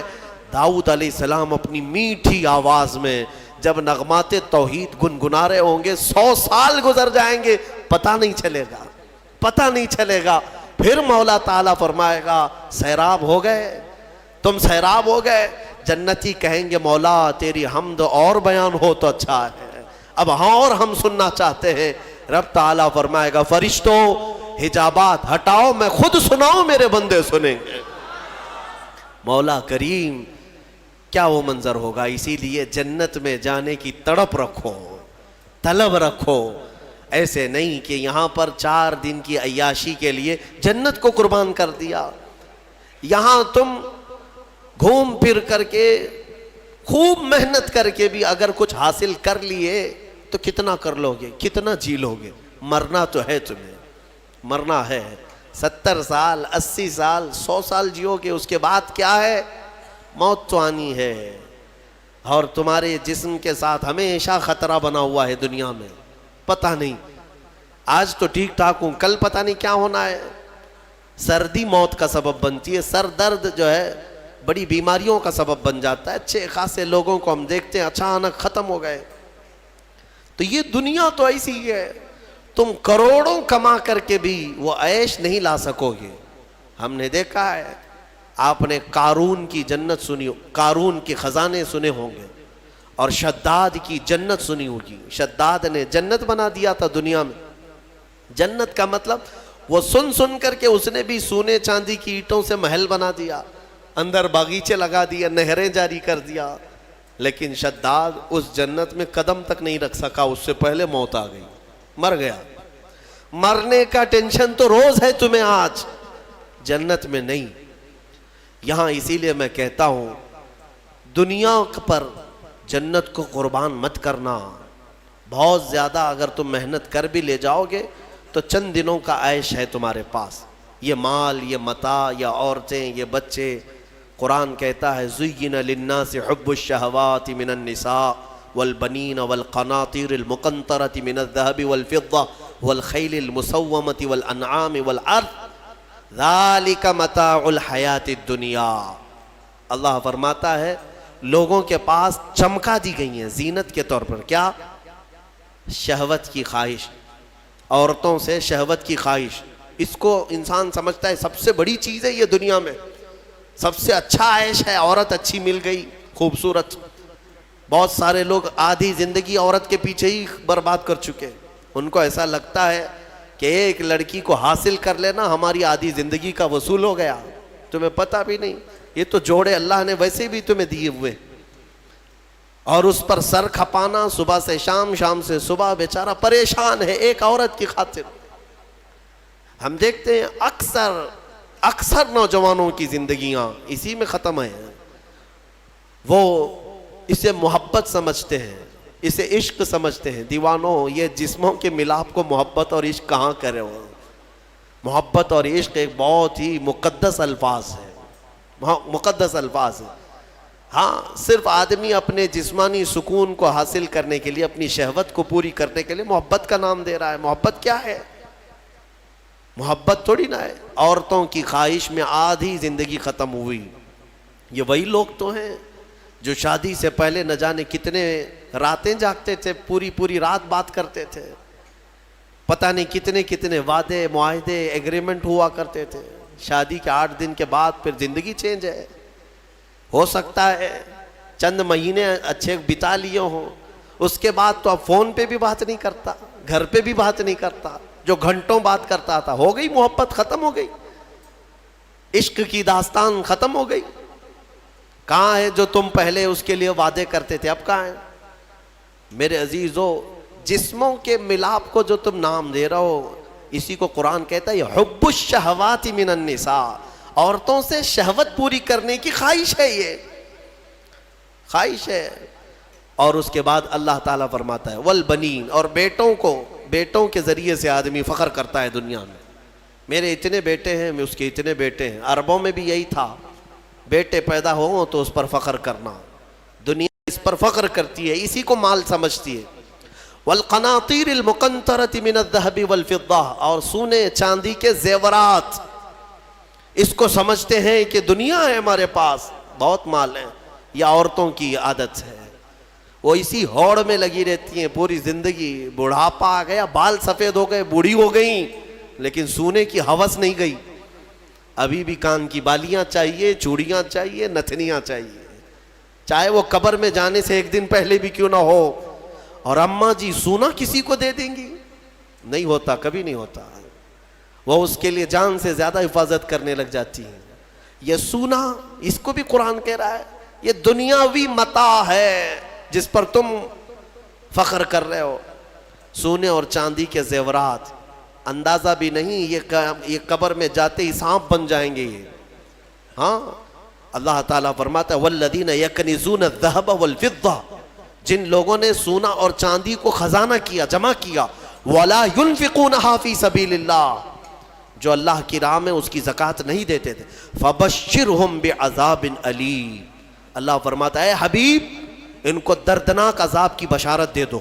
جو لوگ سونا چاندی اکٹھا کر کے رکھتے ہیں، کیا کیا جائے گا؟ یوم یحمى علیہا فی نار جہنم فتکوی بہا جباہہم وجنوبہم وظہورہم. اللہ فرماتا ہے قیامت کے دن جہنم کی آگ بھڑکا کر کے ان کی پیشانیاں، ان کے پیچھے کا حصہ، ان کے بازوؤں کو داغا جائے گا. یہ سونا چاندی کی ذخیرہ اندوزی پر. ہاں زکوٰۃ دے دیا ہے تو پھر 100 تولے بھی پہنے رہو، ہمیں کیا فرق پڑتا ہے؟ اگر اس کا حق ادا کرتے ہو تو پھر جتنا رکھنا ہے رکھو.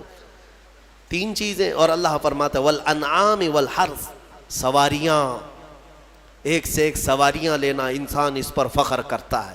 عربوں میں بھی تھا، پہلے بھی تھا، آج بھی. وہ گھوڑے لیتے تھے، اونٹ لیتے تھے. آج تم مرسیڈیز اور آڈی پہ فخر کرتے ہو کہ ہمارے پاس بڑی بڑی کاریں آ جائیں. سیم ہے زمانہ. اونٹ اس وقت مہنگی سواری تھی، آج تمہارے لیے مرسیڈیز ہے. ان مہنگی سواریوں پر فخر کرتے ہیں آج. اور پھر اس کے بعد والحرث، اور کھیتی باڑی، جائیداد، زمینیں. تمہارے پاس کتنی ہے؟ تمہارے پاس کتنی ہے؟ آج کے زمانے میں اس پر بھی فخر ہے نا. ہمارے پاس کئی لوگ تعارف بھی ایسے ہی کرواتے ہیں، انٹروڈکشن، حضرت یہ فلاں صاحب ہیں، ان کے 20 ایکڑ جگہ ہے. ہاں 20 ایکڑ جگہ ہے. اسی پر ان کا پورا انٹروڈکشن ہوتا ہے، تعارف ہوتا ہے. یہ بعد میں کہا جائے گا کہ یہ مرد ہیں، یہ انسان ہے، یہ مسلمان ہے. پہلے ہے کہ ان کی 20 ایکڑ جگہ ہے. یہ فخر ہے. دنیا میں انہی چیزوں پر فخر کیا جاتا ہے. اور اللہ فرماتا ہے ذالک متاع الحیات الدنیا، یہ سب دنیا کا متاع ہے. واللہ عندہ، اور اللہ کے پاس جو ہے وہ سب سے بہتر ہے. وہاں کیا ہے؟ اللہ تعالیٰ فرماتا ہے قل اؤنبئکم بخیر من ذالکم، اے محبوب آپ فرماتے ہیں کیا میں تمہیں بتاؤں ان سب سے بہتر کیا ہے تمہارے لیے؟ ان سب سے، یہ جو چیزیں جو تم فخر کر رہے ہو، ان سے بہتر کیا چیز ہے؟ اللہ فرماتا ہے کہ مرنے کے بعد قیامت کے دن تمہارے لیے جنات تجری من تحتها الانہار خالدین فیہا وازواج مطہرۃ ورضوان من اللہ. 3 چیزیں اللہ نے فرمایا. تم اگر صبر کر لے جاؤ یہاں پر وہ باغیچے دیے جائیں گے جن کے نیچے نہریں بہ رہی ہیں, وہاں کی ہوائیں مست اور کیف و انبساط کی وہ خوشبوئیں تمہیں مست کر دیں گی. پھر کیا ہے؟ وَأَزْوَاجٌ مُطَهَّرَةٌ, پاکیزہ بیویاں دی جائیں گی, پاکیزہ بیویاں جنت میں. ان کے بعد پھر تمہیں خواہش بھی نہیں ہوگی دوسروں سے. وَرِضْوَانٌ مِّنَ اللَّهِ, اور سب سے بڑی چیز یہ ہے کہ اللہ کی رضا دی جائے گی. مولا اگر راضی تو پھر کیا چیز چاہے تمہیں, ساری چیزیں تمہاری ہے. اسی لیے میرے عزیزوں خلاصہ میں اس تفسیر کا اس بات پر کرتا ہوں کہ اس چھوٹی سی دنیا پر جنت کو قربان مت کرنا. اتنی بڑی نعمت جو تمہارے لیے اللہ نے وعدہ کیا وہ بہت قریب ہے, بہت قریب ہے.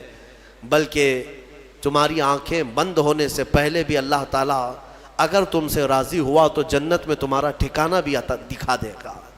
2 بھائی تھے, شارح مسلم نے ان کا نام لکھا ہے. ایک کا نام ربعی تھا, ربعی بن حراش, اور دوسرے ربیع. دونوں پائے کے بزرگ ہیں, محدث ہیں.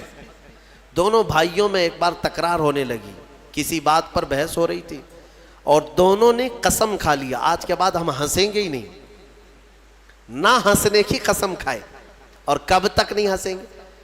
دونوں نے کہا, دونوں کی بحث یہ ہو رہی تھی کہ تمہارے اعمال کیا جنت میں جانے تک لائق ہیں؟ تم کس طرح کے اعمال کر رہے ہو؟ دوسرے نے کہا تمہارے ہیں اس لائق ہیں. تو دونوں نے کہا ہمیں تو پتہ نہیں, لیکن آج کے بعد سے.